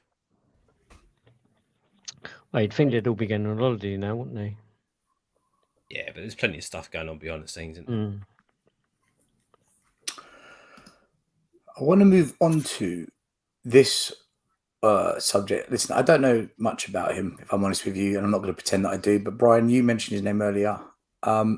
Yeah, Mikey Moore. Now he got a new contract. Listen, one for the future, potential next superstar. I've heard this 1,000 times. I'm not going to judge him because I don't know enough to judge him. Does anyone know much about Mikey Moore? A lot of people seem very about this signature. I know some other clubs will look at him. I think Liverpool. I'm not sure. Real Madrid, Bayern Munich. Okay. What do you know, Brian? Or anyone else? So what I've got to say about Mikey Moore, we got to remember he's 15 years old. The way this guy is setting alight the youth team, you got to remember he played in both cup teams that won the youth cups at 17, and I think the other age was under 18. He's played in both of them. He scored a cracking goal in one of them. I would liken this guy's rise to what Liverpool had with Michael Owen and Robbie Fowler. This guy, if you check his stats for this season, for England and the ages he is playing at, and for Tottenham, he is incredible. But what we need to do is not get above our station and think, okay, in 2 years, in 17, he is going to... Tottenham Hotspur, one good thing I'm going to praise Tottenham Hotspur with what they've done. If you go and look into what Tottenham Hotspur, they have moved heaven and earth to get this guy done. They have had to restructure parts of the way money is offered in contracts for the youth team. They have had to do a lot of things to make sure this guy commits. And most importantly, he wanted to stay at Tottenham Hotspur. Mikey Moore, if you watch him against Nottingham Forest, in the I can't remember what age that club was that won it. He's predominantly on the left wing, but he can play central as a striker as well. This kid is the real deal. This kid is very, very, very special. His movement, his power, his close control. This guy has got everything. And now that obviously, can you remember? I think the only person that has been spoken about at such a young age in recent history that we can remember of is when Martin Odegaard actually signed for Real Madrid. When he was this wonder kid in Norway or whatever, Denmark or whatever country it was. Apologies. And obviously it didn't quite work out for him for Real Madrid, but we've seen what he's been doing at Arsenal. I can't remember another youngster. Mbappe wasn't even at this age. We didn't even hear about him. Haaland was up and coming. No, I'm not saying he's going to be the next Haaland or Mbappe, but this kid, look at Fabrizio Romano has been doing pieces about him. I think The Athletic and other big ITKs or big football media journalists have been heavy on this story because this guy is the real deal. Peter, start talking. I'll get his stats up for this season. But for what he's doing as a kid, you got to remember he's playing as a 15-year-old in like under 17 and 18s, and he's just simply awesome. He is the real deal. I'm getting very well. You can sit here and I'm talking. If we can, I believe in his contract as well. I think it's a 3-year deal. There's a part in it I'm led to believe, and I've been told by someone quite reliable, that there is something in his contract that he'll be around the first team within the 2 years. Like not this season, but by the time he hits 17, he'll be around the first team, not playing, but training and treated as one of them because they are really. This guy is special, very special. I'm just getting his stats up now. Well, it sounds promising, and I saw someone in the chat said that they kind of likened him to Grealish a little bit, like in terms of where his stature is and the way he plays. And it sounds proper promising. Let's see if I can get it out. Very quickly, got a super chat here from Della Spurs. Should Spurs care about a £40 million price tag if other clubs like Man U are willing to pay for it? I think for me, if the asking price is the asking price, if you want the player, pay the price and you get the player. How many times do we? Sorry. So in the under 18s, remember he's a 15-year-old. 10 games, 3 goals, 4 assists. For England, under 16s, 7 games, 5 goals. For England under 15s, 3 games, 1 goal. And that's all this season. So as a 15-year-old playing in football, he knows where the goal is, doesn't he? Yeah, and this is a left winger where he predominantly plays, who cuts in kind of like an Henry did. And again, I'm not likening him to the great Thierry Henry. I'm saying in the position he kind of played. This guy, just keep an eye on him next season. I think a lot of people will now when they get to look at the youth team. This kid is going to be absolutely sensational. I'm going to wait and see, like I do with most things, because I'm at that point where Spurs have just sucked it out of me. Very quickly with this, does anyone disagree with this comment? Should we care about the price tag if other clubs are prepared to pay the price tag? I don't think they are willing to pay, though. That's the point, isn't it? I don't think Man United want to pay 40 million for him. I don't think they do either. But, at the end, again, if we're haggling over, the difference between 45 and 35, 40 and 35, and Man United are going in for him as well, I think you just got to do it. Do you know one problem I've got with this? If we're not prepared to pay the price because either he's not worth it or we think there's only 1 year left on the contract. Why are we even in there? Well, then surely the opposite has to apply. If someone comes in for Kane and they say, well, we're not paying that because he's got 1 year on his contract, I hope we follow the same rule. Otherwise, Yeah, I think that's a good point. I mean, I'm in a way, I'm not sure why we're going after him if he's got a year left on his contract. We need a goalie, don't we, man? I think we do need a goalie next. But to Brian's point, if we feel he's worth that money, that 40 million, or he's worth it to Spurs, and he's got a year left, well, just go and buy him. What are you waiting for? Otherwise, you wait the year, or you let him go to another club. I can see them saying to Ainge, go and find someone from blah blah country and pay 10 million for him and bring him in. Bring back Hart. Hart will come back. So there's a few players here rating Mikey Moore. So yeah, I saw someone saying literally as good as Jimmy Greaves. Yeah, I mean, listen, I saw someone mention who was it? I think it was Checkmate saying that I was rating up Dane Scarlett.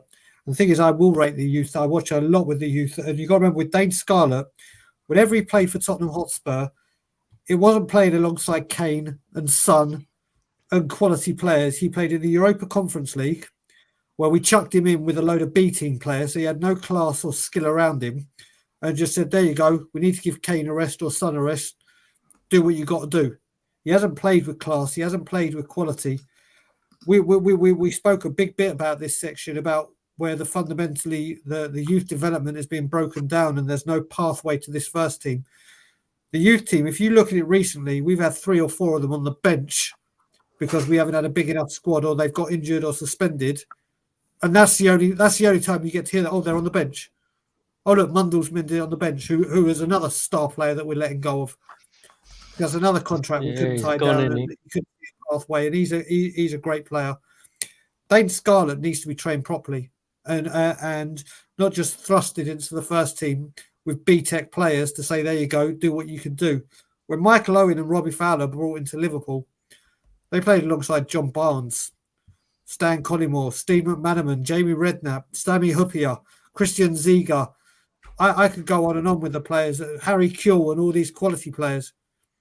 Dane Scarlett plays for us. He plays with Harry Winks, Davinson Sanchez, and other B-Tech players. Dane Scarlett needs to be trained and trained right. This is the thing. We've got to stop writing off players because they went on loan somewhere. Harry Kane had 9 loans and didn't do well in any of them. Not one of them did he started like a house on fire at Portsmouth, didn't he? Yeah, he did. And even the Portsmouth manager said this guy is an asset. That's what we've got to remember. Harry Kane went on loan, God knows how many times, and didn't succeed at one of them. So if we're going to write Dane Scarlett off, then we should watch what we do. Not saying it'll be the next Harry Kane, but he needs to play with quality players around him. What about the situation with Sonny? So it came out that he explained the reason behind his struggles last season was injury. He said, I wondered a lot if I should even make this public, but he has. I struggled with pain all season. I played for it for 8 to 9 months, basically the whole season. Couldn't go on anymore, so I made the decision to go and have surgery. Even for simple actions like passing or turning, every movement starts from your core muscles, but that's exactly where my pain was.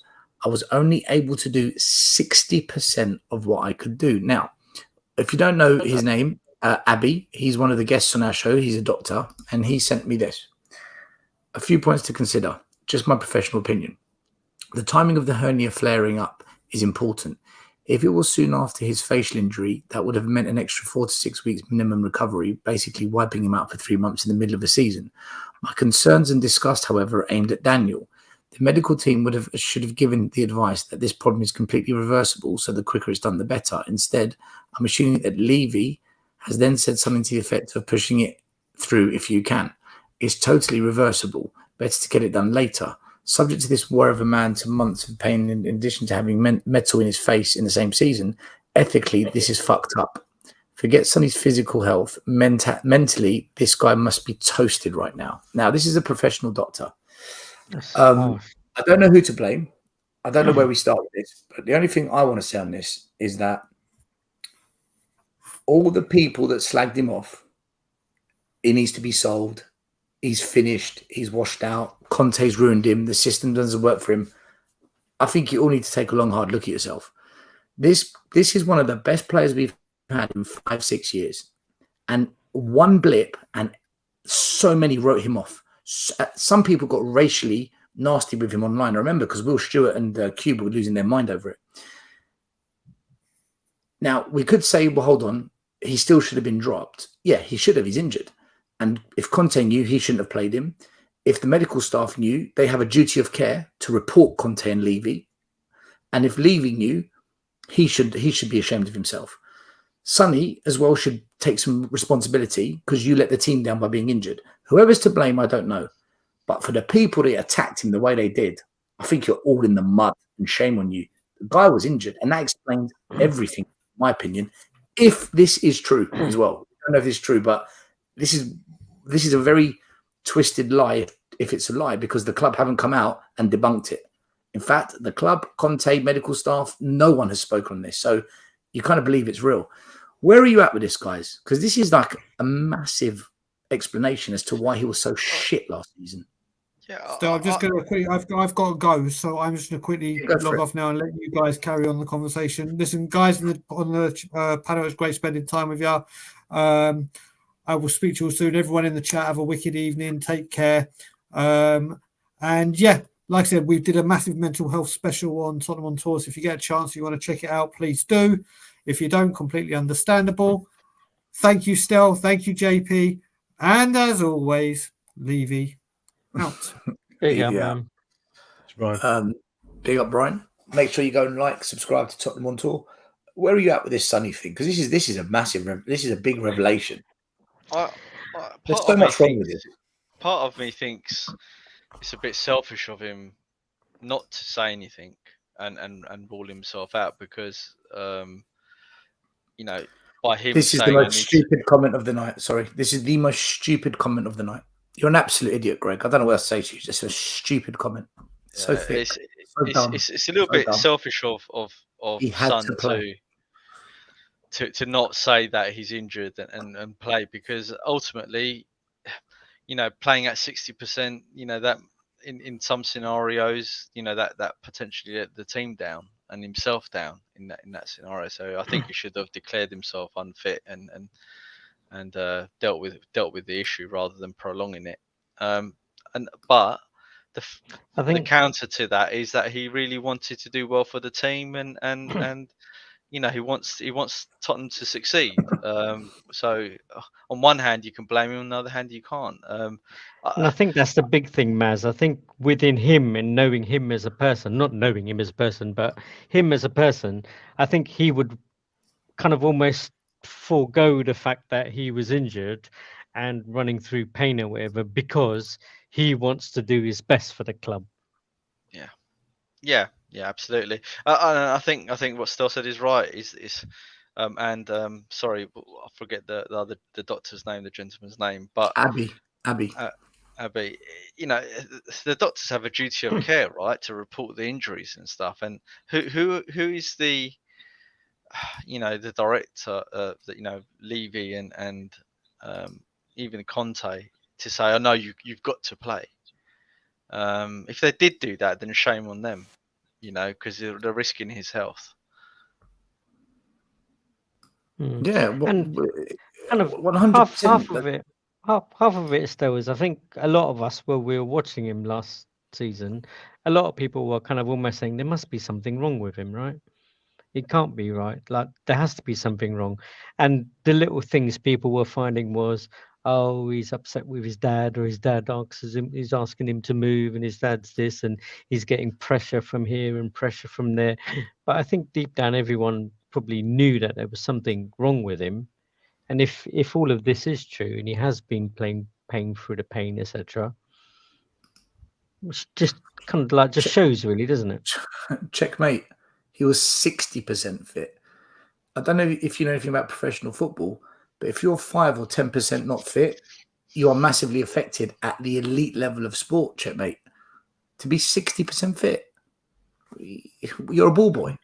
You're basically a ball boy.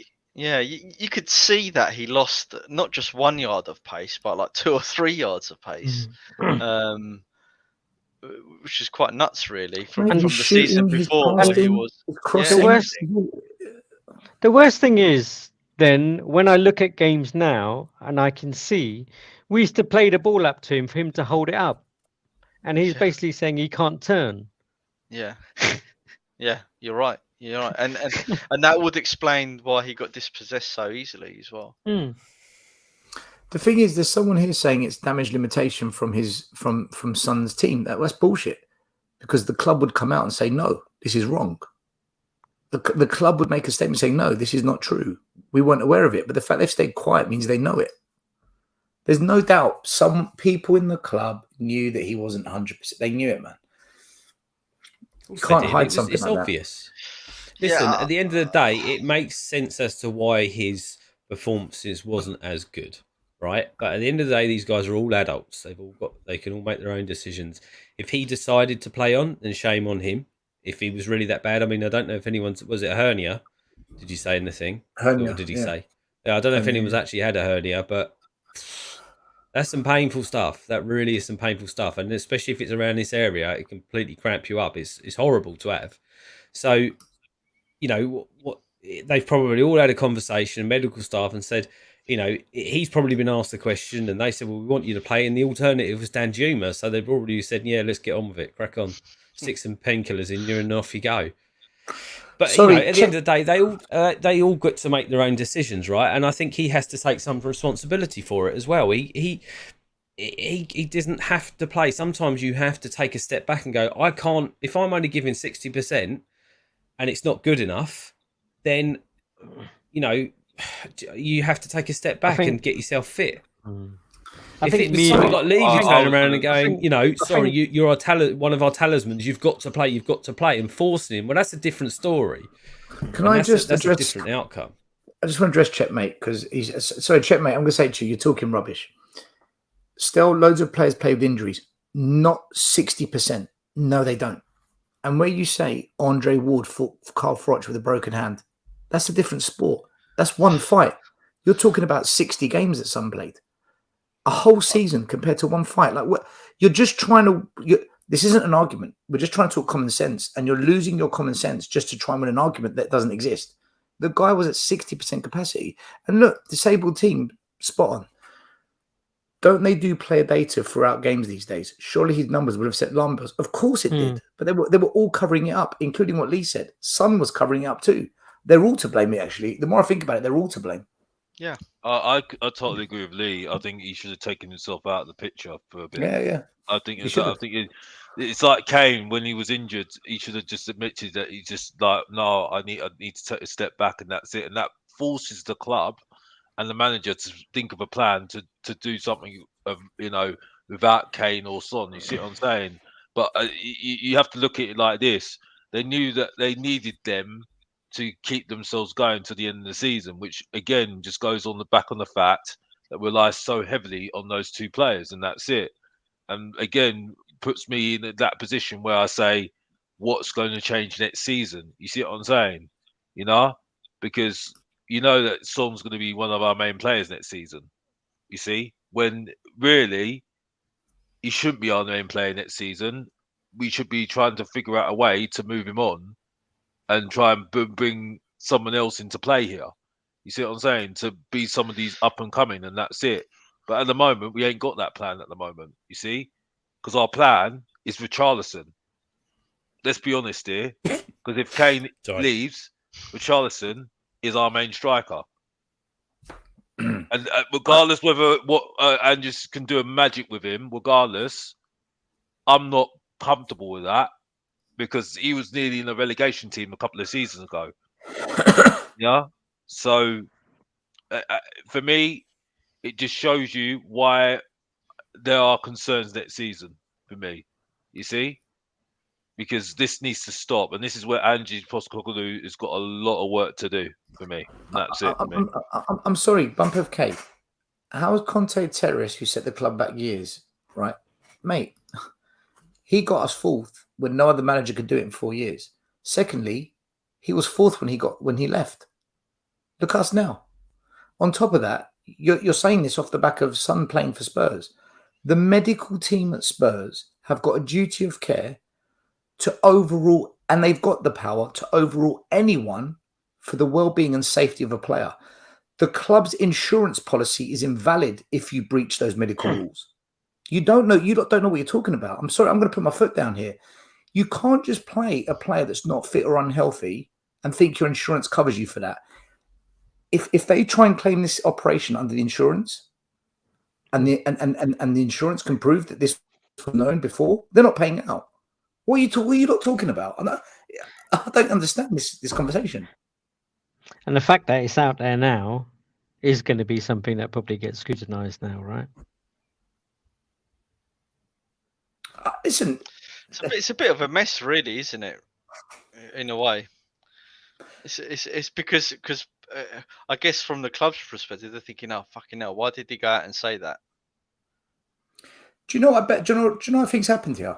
I reckon they've said you can still play if we put you on painkillers, medication, but You'll be all right.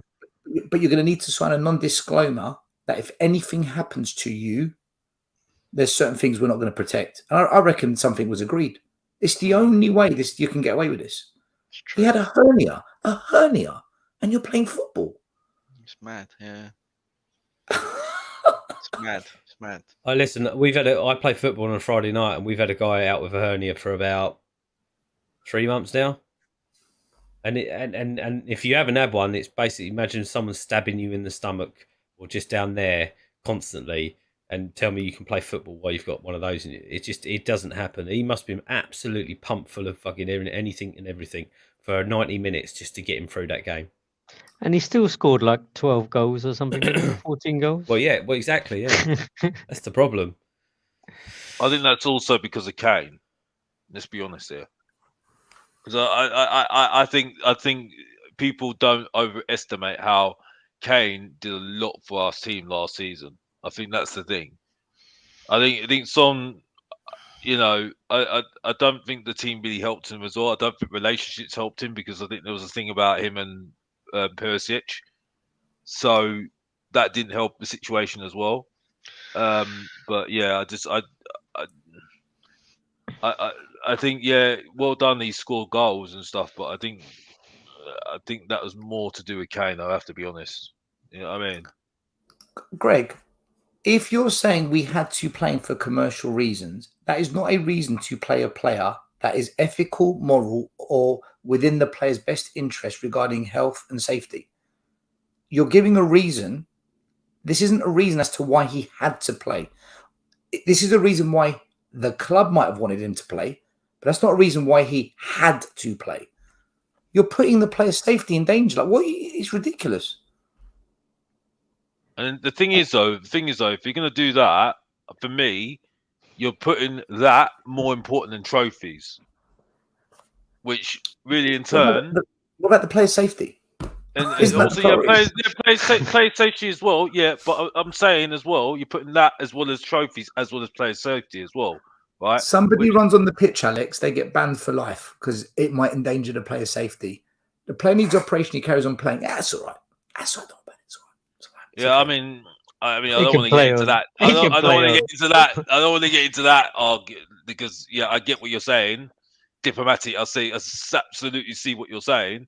But my point is, on the football side of things, I think, you can see why there are managers that get annoyed with Tottenham Hotspur when you're doing things like that. You see what I'm saying? So because Spurs King, the club knew about it because players have to pass a medical to play matches. They do regular health checks. They in fact, professional athletes probably do more medical tests than anyone else, other than the Prime Minister and certain important VIPs in the royal family, because it's big. You don't hide a hernia. But in terms of his stats for the kind of like for each game, you'd go, okay, he's running less. He's not jumping so much anymore. He's not doing this. He's not doing that. They record all that after a game, don't they? And surely they analyse it. Well, who knows? Well, that's their job, isn't it? If they want to do that, that's up to them. But I'm not interested in the stats. You know me, JP. I'm sorry. But that's how the business is run now. Literally, they record people because that's why they wear those kind of bra tops now, don't they? Because they've got packs on their back, so they know how quickly they've run, how many sprints they take, kind of within a match, what time it is. Is it the first 15 minutes of a game, 10 minutes of the game? So they measure all of that now, and that data is used kind of like by the club. So surely his would have dropped significantly, or 40%. Yes, it's not good. Right, guys, I'm going to go. Thanks for having me on and seeing you all again. And Maz, you take care, bro. Thanks for being with us. See you later, boys. Thank you, man. Pick up. Take it easy, man. Listen, if everyone else needs to go, feel free. This is quite a long show. We've got a fair bit to cover. Not much left to go. The next thing I wanted to cover was Conte's comments. Now, he came out last week and said he's talking to the Italian media about his time at Spurs. He said, the last experience, like all of them, really had some things that were positive and some less so. The experience was wonderful. We did the maximum possible and gave all that we had. When I arrived to the team 8th or 9th, we got into the Champions League. This season, with the side in 4th position, I decided we should part ways with Tottenham as some, this is the key bit, as some had decided to settle for less. Now, fact, he got us into 4th place. Fact, he left us in 4th place. Looking back at it, it was a bit of a miracle when you look at how crap that defense is and how much creativity the midfield lacks. I'm not here to defend Conte. I'm here to just say, what do you think he means by I left because some settled for less? Who's he talking about? The players, the coaches, the medical team, son? Levy, gone, JP. Oh, right. That motherfucker up there. Well, you know, it's not rocket science. I think basically he would have expected players. He's the type of manager who's players. He would have probably been told he's getting players. Didn't materialize. As you say, got long gap, got Danjuma. Well, what's he gonna do? I wanna drive that way, and all you're doing is giving me. You're meant to give me a faster car. You're giving me bloody stones to put in the car to slow it down. Exactly. Well, Levy did get his ambition though. He did have ambition. He wanted top 4, didn't he? That's ambition for him, isn't it? You know what I mean? So I'm not being funny. He's given. First 6 months he gave him that goal, and then second six months, forgot about it. Yeah, forgot about it, but still gave him top 4, didn't he? I mean, I don't know. You know, at the end of the day, the fact is, Alex, do you agree with this? Alex, do you agree with this comment here? Conte was talking about the fans. He said the fans have settled for less. They're happy with top 4. I don't really want to get to the fans thing. I'm asking you a question. I get why. I don't know. I don't know, Stelios. I've got to be honest. But I think that's a dangerous game to believe. I mean, fans are allowed to have their own opinions. I can't really say too much. No, that's not the question I'm asking. I'm not asking if fans are allowed to have an opinion. I'm asking, do you think Conte was referring to the fans? Do you think? Well, I don't think so. I don't think fans are happy with top 4. You don't really want more.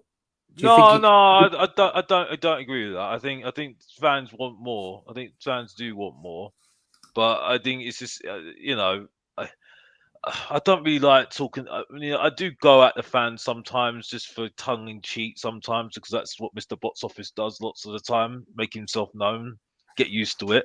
But you know, it's just for me. I just think Conte was just the wrong man for us at the end of the day, and I think it's not his fault. Well, it's just a bit of thing where the relationship just severed, and I'm not surprised by the statement that he left because he couldn't see the ambition. He's got fed up, and that's it. And that's it, really, for me.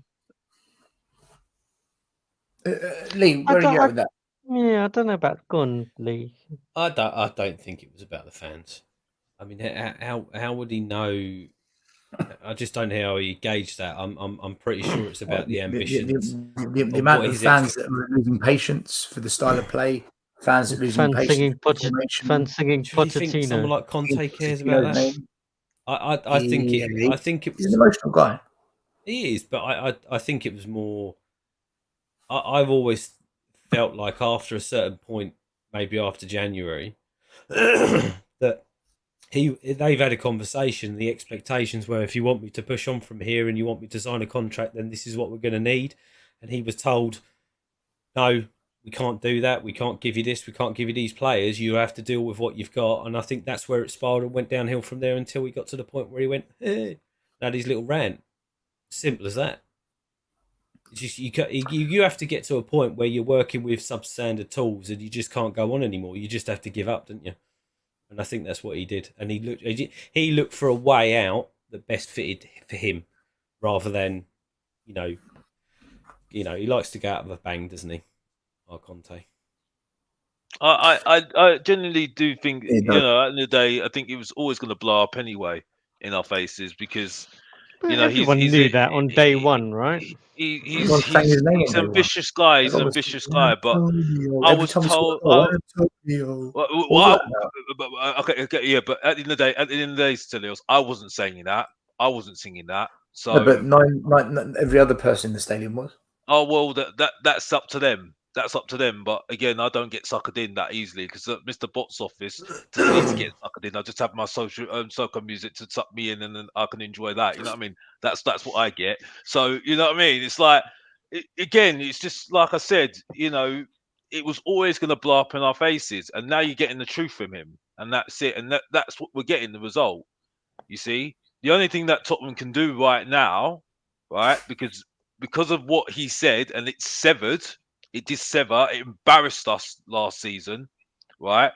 Okay, that's why I'm not letting it go until I see something different from Tottenham Hotspur. Make me want to back what this is all about and start believing on this. You know, they've got to start looking at themselves and saying, "Okay, we'll show him one." You know what I mean? We'll show him one. But they won't do that. You see what I'm saying? Because at the moment, I don't see any changes to Tottenham Hotspur to say, Conte, stick it to him. You know? Because we're not that sort of club, are we? You know?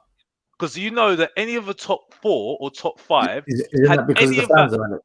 Isn't that because of the Well, fans? well, the thing is though, whatever Yep. you say about whatever you can say, one thing I will say, right, is that we've got to stop this as fans saying to other people and saying, well, you don't support Spurs because you don't back this. Yeah? You're not ambitious enough. Yeah? I'm fed up of hearing that. Okay?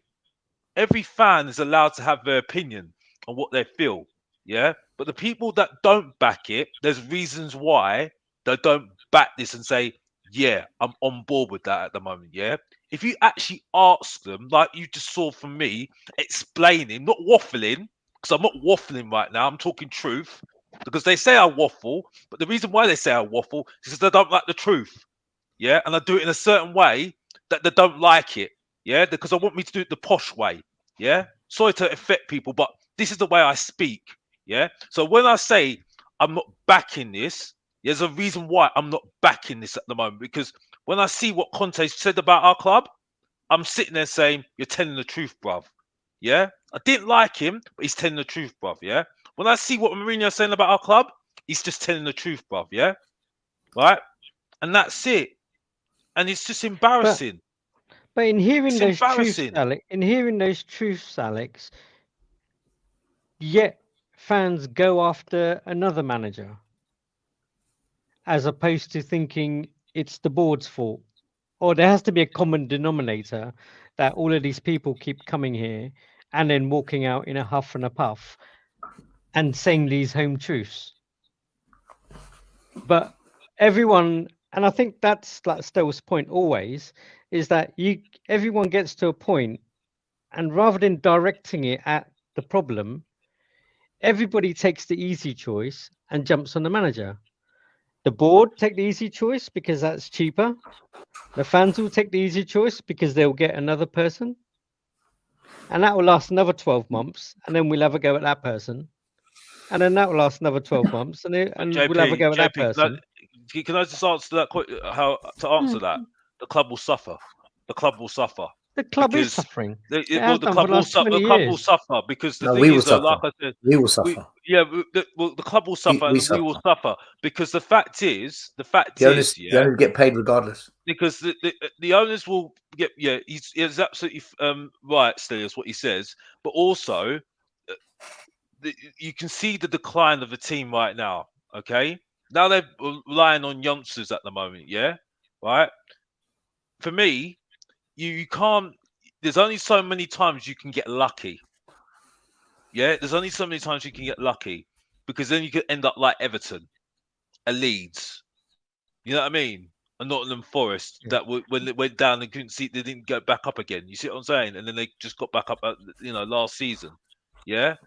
So I think for me at the moment, But why are fans accepting that? well, I think at the moment, JP, I can't answer that question. I think that only individuals can answer that question. Yeah, only individuals can answer that question. But for me, at the moment, This is why I've been more reserved right now. I'm only going to be reserved for only so much time because, like I said before, I need to see us in our bad moments under this manager, and then I can see whether they are backing what they said in their statement when they appointed the manager. You see what I'm saying? Because Yeah, at the moment, I can't. 100% do. Hand on heart, though. Hand on heart. For the last 20 years, what's happened? Do you honestly think he's going to be backed? Because I don't. No, I don't. No, I don't. Because Yeah. I'm still waiting for that time. Like I said it again. I'm sorry, I'm repeating myself, but the thing is, I'm not having a go at you, JP, by the way, because No, you're I a lovely know. guy. But the point I'm making is that I'm just waiting for that moment. Because don't worry about me backing this, because I will back it every single time I go to the stadium, because I'm going to be the mug that goes and pays money to go to the stadium. Yeah. Yes, I said it. I'm a mug. As I'm a Tottenham fan, so I'm going to always be a mug, because I've been a mug for 20 years. Been a mug since I was a kid. Yeah? I've been a mug because my dad got me to support it. So I'm the mug here. Yeah? So don't worry about me. Do not worry about me. Worry about that board. What about Donald Cullen, who is supposedly a superstar all of a sudden now, because we need to mention Donald Cullen's name now, who I didn't even need to know about, by the way. Some of the board members' names now are coming up now. I'm like, why do I need to know that? Listen, Alex, Why do I need to know that? Guys, whilst we're on the board, I want to go on to the last subject. I'm going to cut out the rest because we've been going on for ages. This is a bit of a sensitive subject, okay?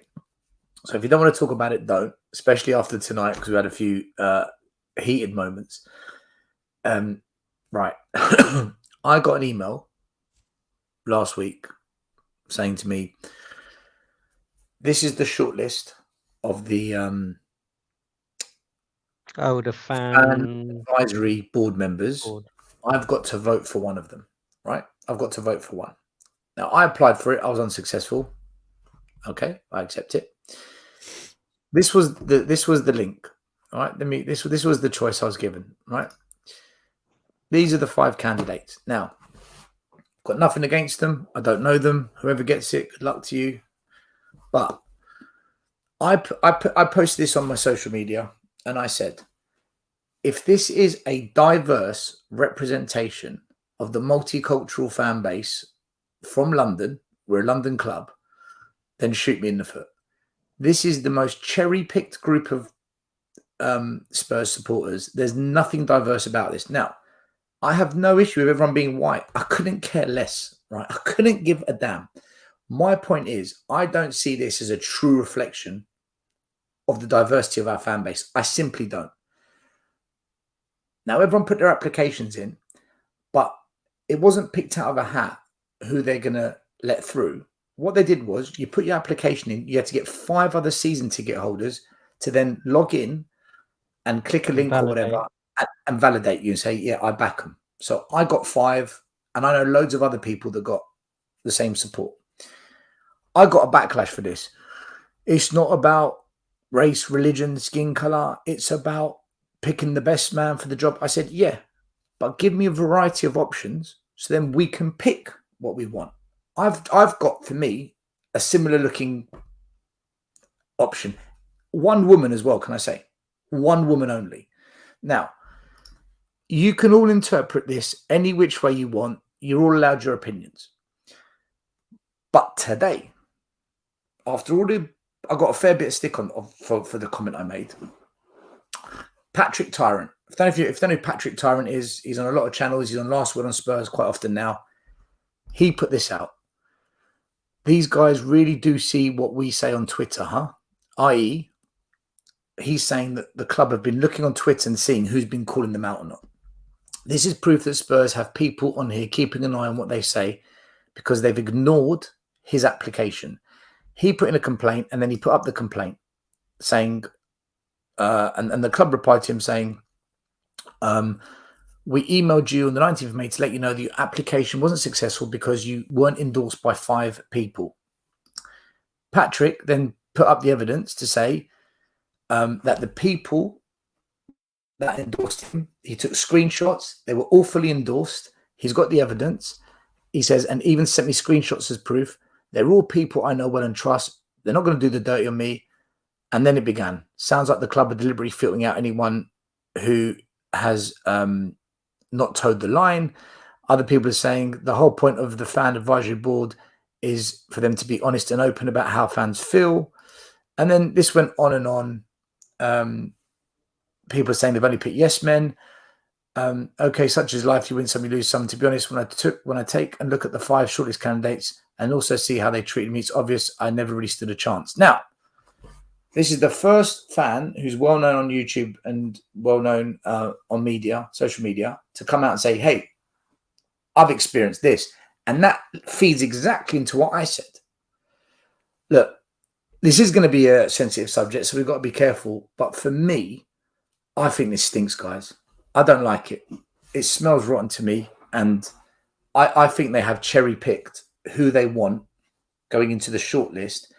And it's Donna Cullen, and this is why I mentioned it, because you mentioned the name. Donna Cullen is spearheading this. So she's picked the ones. They've done their homework. They've looked online, like him, her, bosh. Now you vote. Now you vote. Whoever wins the vote, they're already happy with. Where are you guys at with this? Are you surprised? I am a bit, yeah. And I tell you what, I'm surprised by, JP.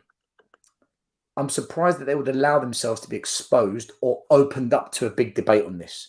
Because for me, if anyone had any brains, they would have said, right, we're going to put an independent organisation, not affiliated to Tottenham.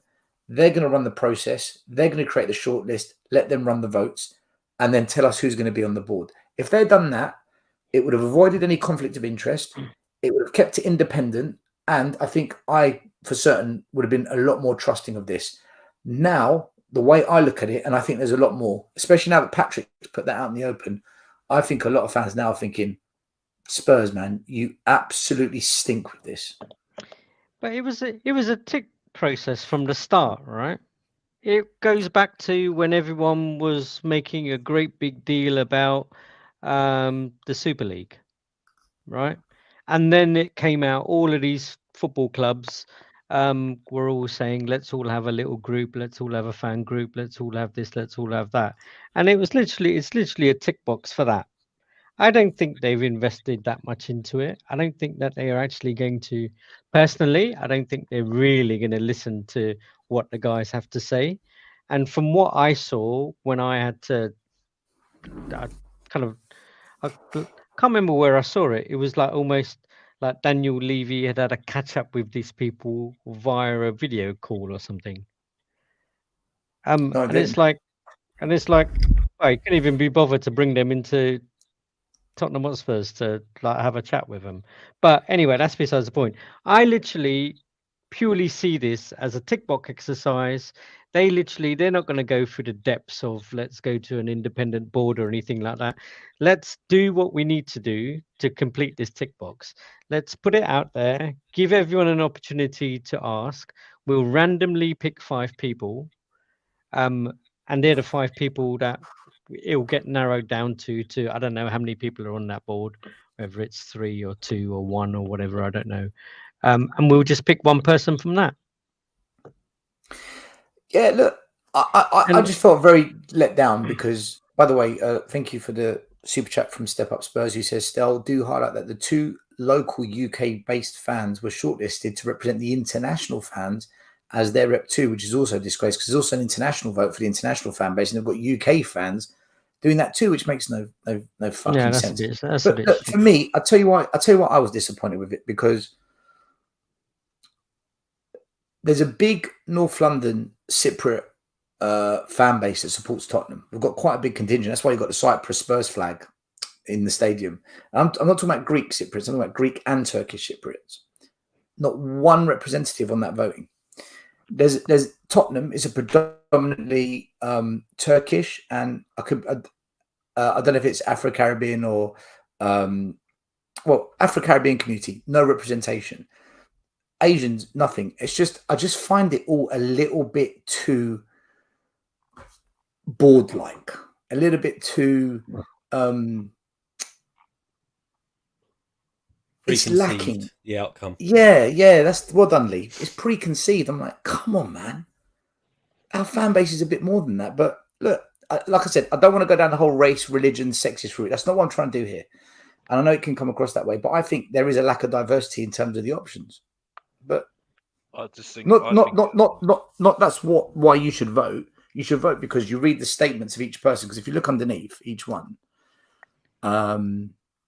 there's a little blue box that says statement, and you can read their statement. And by the way, when you read those statements, my God, they talk a lot about business. I've got to be honest with you. I'm not going to get into the individuals because I'm not. It's not about the individuals, Alex. Like, good luck to them. I don't know who they are. Yeah. No, that's why I say I'm not getting into the individuals. My point is, at the moment, it just gives me even more clog to say, I'm not seeing any changes, and that's it for me. You know what I mean? I don't see this changing anything for me. This whole fan advisory board, I never taken it seriously. Never did. You know what I mean? And I just can't. I just can't. And before anybody says anything, it's like because I see what Great Spurs is saying because he's a really big fan of mine, by the way. Mr. Box Office TV. If you really want to subscribe and like, and that's it. You know what I mean?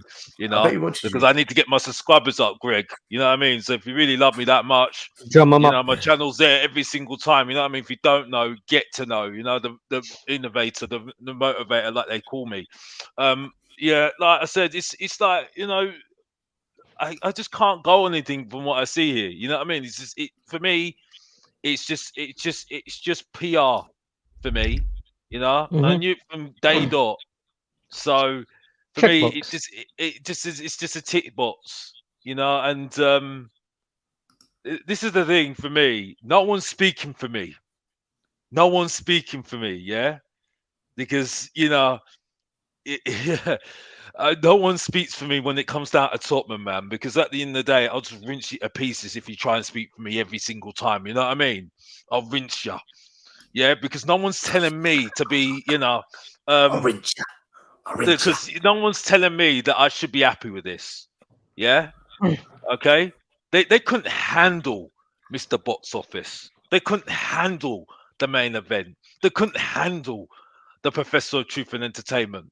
Because I'll just make it entertainment centric every single time. Yeah? Because when I'm seeing what I'm seeing at the moment, they wouldn't know what's coming. Unleashed, that's what's coming. But I just leave it to the professionals now. And I'm just gonna watch this show just go absolutely off the chain because I'm not taking this seriously whatsoever. It's PR, it's absolute rubbish, and that's it. And that's Mr. Box Office done. Back to you, Stelios. I'm done for the night. Lee, not wanting to drag you into this because you've already been called a racist tonight, so Can't get any worse. I just wanted to ask you, right? When you look at the process, the options we've been given, and look, we don't know them, we don't, and I'm not questioning any of the candidates, but when you look at what's on offer, and then you look at Patrick Tyrant's message that he's publicly put out, where are you at with this? Is there not enough information to make a decision? Do you feel like, do you know what? Who cares anyway? This fan advisory board isn't going to change a damn thing if the board don't want it to change. How do you feel about it, if you want to speak on it? Well, it's just one of those things, isn't it? It's almost like an olive branch from the board to the fans, but it means nothing. I don't think anything's going to go anywhere with it. And I'm sure if you did enough digging on these 5 candidates that you would find some kind of link back to somewhere. Because as you say, it doesn't look like... I won't use the word diverse. I don't think it really... It shows that from a fan perspective, it doesn't really give a broad spectrum of the fan base. It looks like they've just been picked out because of who they are and what their opinions are more than what they're actually. Because no one wants to pick someone that's going to talk about your club and actually tell some truth, right? Because that's not a good image. It's not a good look.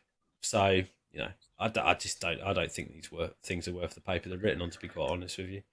I just find it weird that the government have forced clubs to have fan representation, right? This is a government directive, and yet the government haven't set out an organisation to then run the process of who goes on this representation. That just means that it's down to the club to control, right? They haven't got time to do that. They've just put the law down and said go and do it. I don't think Okay. I don't think there's any I don't think these sort of things anymore really matter anymore because I think they have tried to make fans more diplomatic more than ever. When you were thinking back in the the 90s and stuff, you had the fans that just.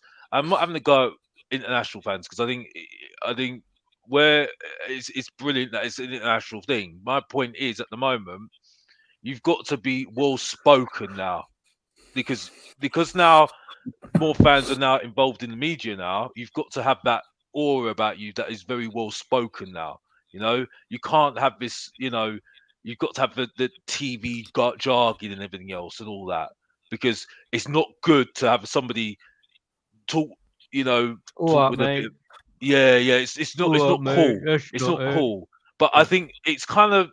It's not really. It's not really helping the fact that you're taking away from the real people that actually you know, actually from the area, Bleed actually the you club. bleed the club and all that. You know, it might be something of it might be family heritage or something like that as well. And I think really we're taking away from that. You see what I'm saying as well, you know, It's and not a that's local what thing. To the be local fair, thing. I'm not. I'm after. I'm really surprised to not see Chris Cowling's name on there. I was expecting that one to pop up. Yeah, That would have been a fucking. That would have been a joke, wouldn't Talking about Chris Cowling, it? I Champions think he's League. lost. I think he's lost the plot. He was on Sky Sports and he said, "I want to see that bus parading down here." Oh dear. Mate, he wants to see us. Do you honestly see us winning a trophy next year? It would be it would be nice in about 5 years, Chris, but It's next not gonna year's season? probably Can we next win a next trophy? season's pushing the It's boat not a gonna bit. happen. And I don't listen, I guys. saw If Iggy's we get a tweet, few and it was signings in, I don't see why we can't have a good go at one of the FA Cup or the Milk Tray Cup or whatever. We can have a go at it. Just, you know what I mean? That expectation is that we've got no Europe. We've got, we're not going to win the league. We're so far down the ladder for the league. Well, why just, put effort into the league? Absolutely, but see where you get. But I don't understand why we can't go for one of those cups. Listen, Lee. At the moment, I need to see it to believe it. At the moment, I'm sorry. Again, I'm same as Alex. The same as you. I'm not saying now. I'm saying if we do it now, then Sanchez could still be playing. I mean, he ain't. The only cup he's picking up is the paper one off the floor. But if we get players in, there's no reason why we can't go for one of those cups. But make that a priority. Screw it. Get a silverware in the club. It depends on what, because as I said, Lee. I mean, this is the same same club that sat to manager just before a cup final. So, we know what our priorities are, isn't it? You know what I mean? So that's where I've got my issue there, because at the moment, I think Ange's Postecoglou is going to have his priorities of making sure that we've got a good position in the league. I think, rather than a trophy this season. You see what I'm saying? We can do both. I totally the, agree with you. Know what I mean? I totally agree with you, but it's just, unfortunately, again, I go back to what I said before.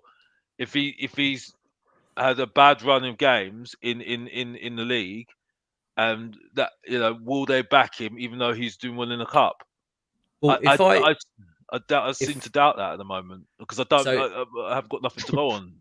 I seem to remember when we were discussing this earlier about his start at Celtic. I think don't quote me as being reading this off the page, but remember from reading the video, I think it was about 10 or 11 games in before it clicked.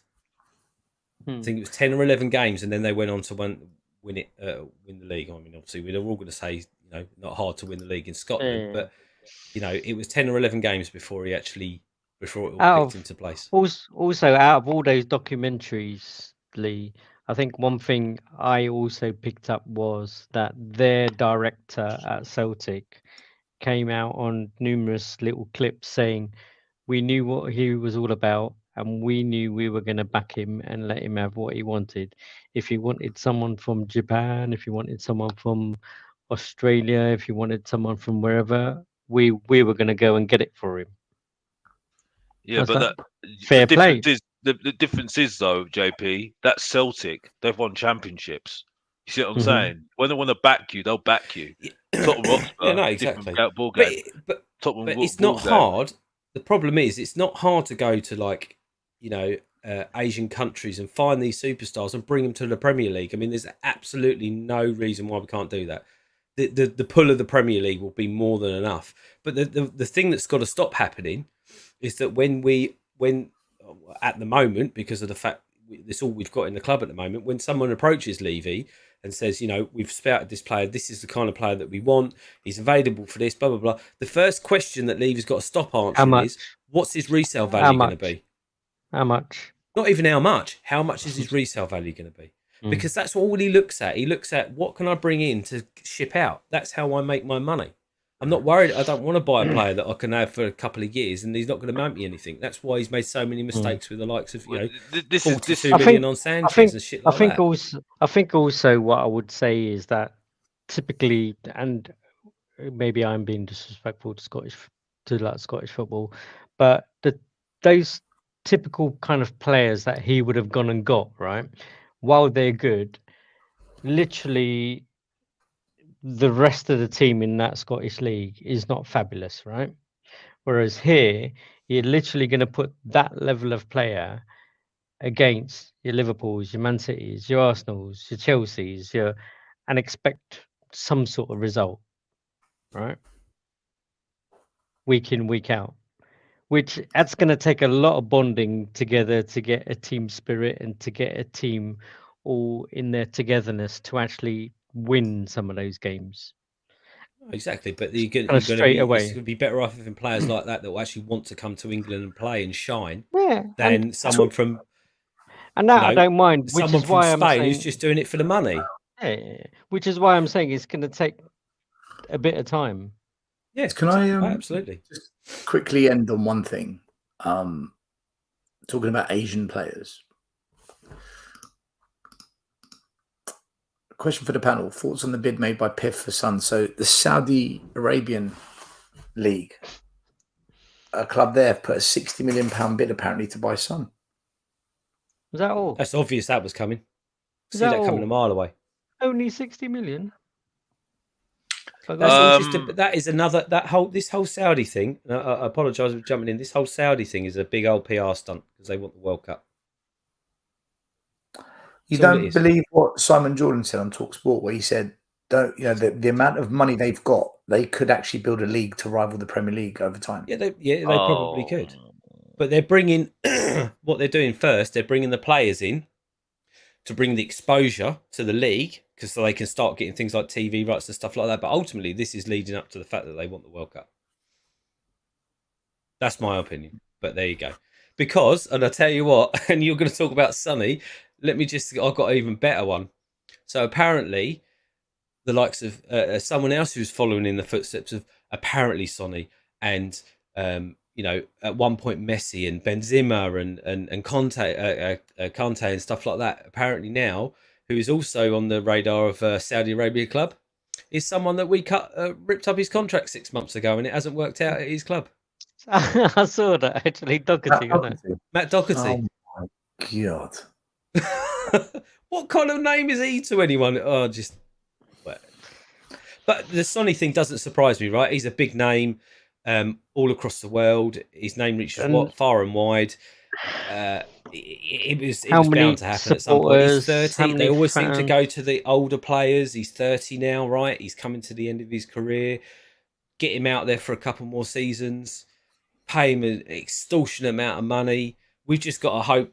I mean, I don't want Sonny to leave. I want him to get better this summer. I want him to recover, and I want him to have a fantastic season next year. I don't want him to leave, and I'm just hoping that, I think he's one of those players where you cut his skin and Spurs blood comes out of it. He's been a fantastic player for this club over the last 5 or 6 years. What if they offer him £500,000 a week salary? I'm sure he's got plenty of money in the bank. The amount of endorsements and sponsorships and stuff that he doesn't want for much. I at the moment, I think this, again, we just need to work out what we want to do with these players now. For me, it looks like Kane might stay. Don't know how, but probably the fact that no one's gonna foot up real dough for him. Yeah, I mean, for Alex. me at the moment, yeah, I hear you, JP. I absolutely hear you. I mean, at the moment, we need to start thinking about how we're going to play without Harry Kane and Son now. Yeah. For me, Well, yeah, and Alex? Do you think if Maddison comes in, if we get Maddison, do you think that opens the door for Sonny to leave? Because you've then got probably, someone in the same kind of level as Son that can play in that position, then he can go, right? probably. I mean, I'm not saying that Son should go, We're not Okay. strengthening then, are we? um, We're just but replacing. We're Yeah, not but- No, strengthening the exactly. squad. And It's just like and it, but and I and if you were Madison, sorry, Alex, and if you were Madison, you'd be wanting to come to play with your Sons and Canes, right? As opposed to you coming and them lot fucking off. Yeah. yeah, I mean, I Sorry. do hear you. I do hear you. I mean, I just think for me at the moment, I'm not. Yeah, I mean, I'm not having a go at Sonny. I think he has had a very good go at it, but unfortunately, he hasn't still not won any trophies at Tottenham. And I have to look at it and think of it and think, well, mate, what do you want to do with your career? Do you want to still sit at Tottenham and not have a trophy, or go off and do something else and try and get a trophy somewhere? So at least you can validate yourself and say, well, at least I've done something. You know what I mean? At the moment, and that's the same with Harry Kane, because I just think it'd be good for them to just move on for themselves. But if they're staying at Tottenham, we still have to figure out a way to function and operate without Harry Kane and Son. Because we're just kicking the can down the road. Like I know Sean says lots of times, you know what I mean, which I do think he's spot on what he said. So I that's just my opinion at the moment. You know what I mean? On Chris Cowlin, I think we should. I mean, I can see people in the chat chatting crap But about him. Alex, hold on a minute. One thing you just said, right? Yeah. I don't care about Chris Cullen.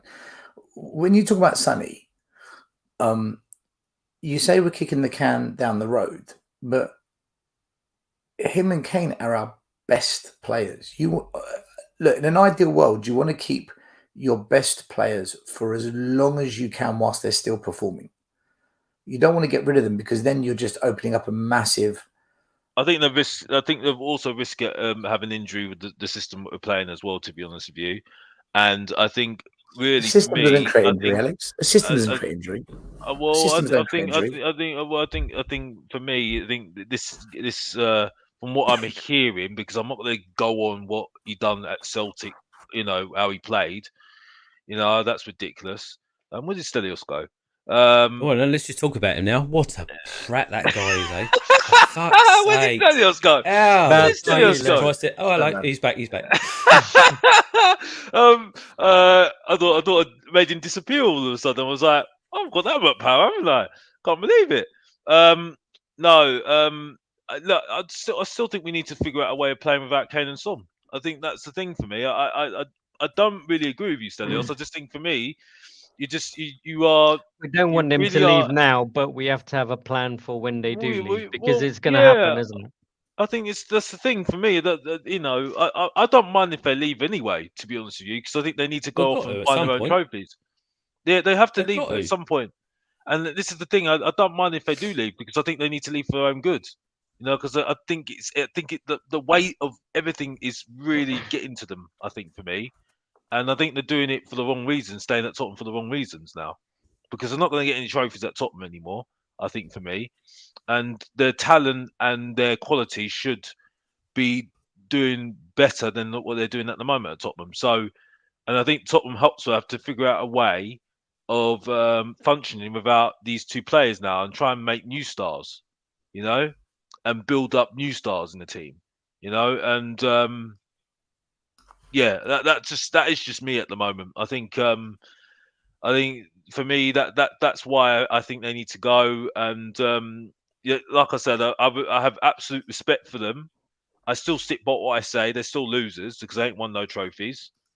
But in respect for the service that they gave us, and they've got us out of holes, I have absolute respect for them. Yes, but I'm not gonna shed a tear if they do go, because for me, at the moment, we do need to move on from these two players, because I think the team needs to move on from these players, so we can start building again, and that's it for me.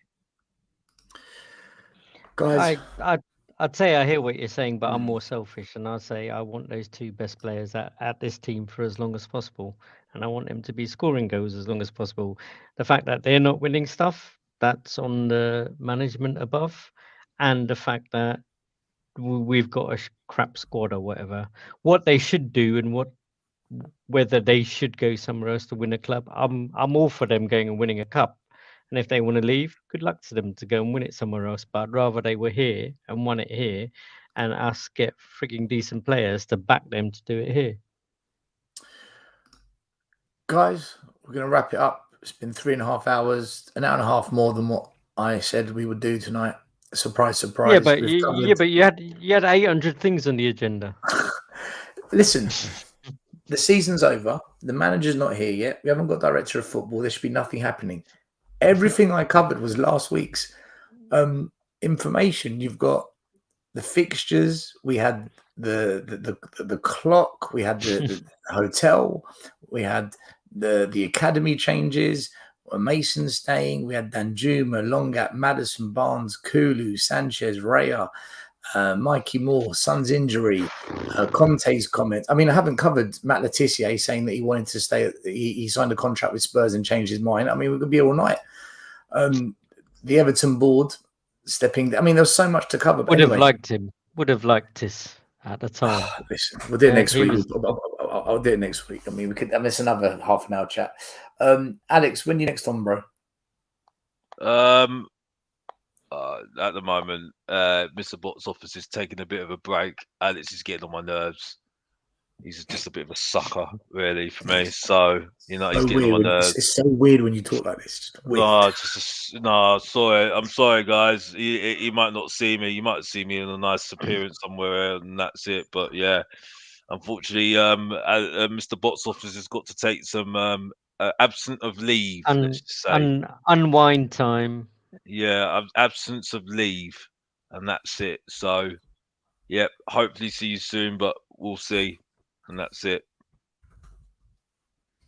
Massive big up to everyone. How many likes we got still? We've got over 200. We've done well. Listen, Laurie Boost, if you don't like what I say, you don't have to watch the channel. Like, we don't care who watches this channel. We've never been that kind of channel. We speak the truth. Personally, I think Chris Cowling is an absolute shill. Mia, I've never heard anyone talk so much crap on YouTube than her. You can all call me out on it. It doesn't bother me. That's what I see. I'd love to debate them both. I've messaged them both to debate. They both won't do it. They run away because they know if we go head to head in a debate, they're going to absolutely have their pants pulled down and they fear it. And I'll be very professional and I won't swear. I won't curse. I won't get angry. I'll be calm. They know it because I speak the truth, man. I say it as I see it. I always do. If I get it wrong, prove me wrong and I'll shut my mouth. Believe you me, I'll shut my mouth. Anyway, it's been one hell of a night, man. A lot of weird stuff in this show tonight, man. It's gone all different directions. Lee, big up for coming on, brother. As always, Alex, thank you for jumping on. JP, big up, bro. Big up to Brian Dagul as well, who was on today. Big up to Happy Maz, birthday, Soph. Happy birthday, Sophie. And thank you guys. Well done. Big up to you as well. Great show tonight. Interesting conversations. And you know what? I hope that's what we deliver. Have a great weekend. Great week, sorry. Thanks for the content. All right. Also, almost forgot. Big up Della Spurs for the super chat. D-Boy, big up for the super chat. Richard Knight, Della Spurs again. Step Up Spurs. And also new channel member, Step Up Spurs and Elias, who's the same person. But for whatever reason, StreamYard tells me there's two of you that have done it. So anyway, thank you both. Maybe he's done it twice. Yeah, I did say that, but he said no. So weird. Anyway, all right. Make sure you like, subscribe to our channel, to Tottenham on Tour, and to Alex, Mr. THFC Box Office. Other than that, guys, until the next one, we're out of here. The first game we look for, Robbie. Tottenham away. When we got Tottenham away. Tottenham away.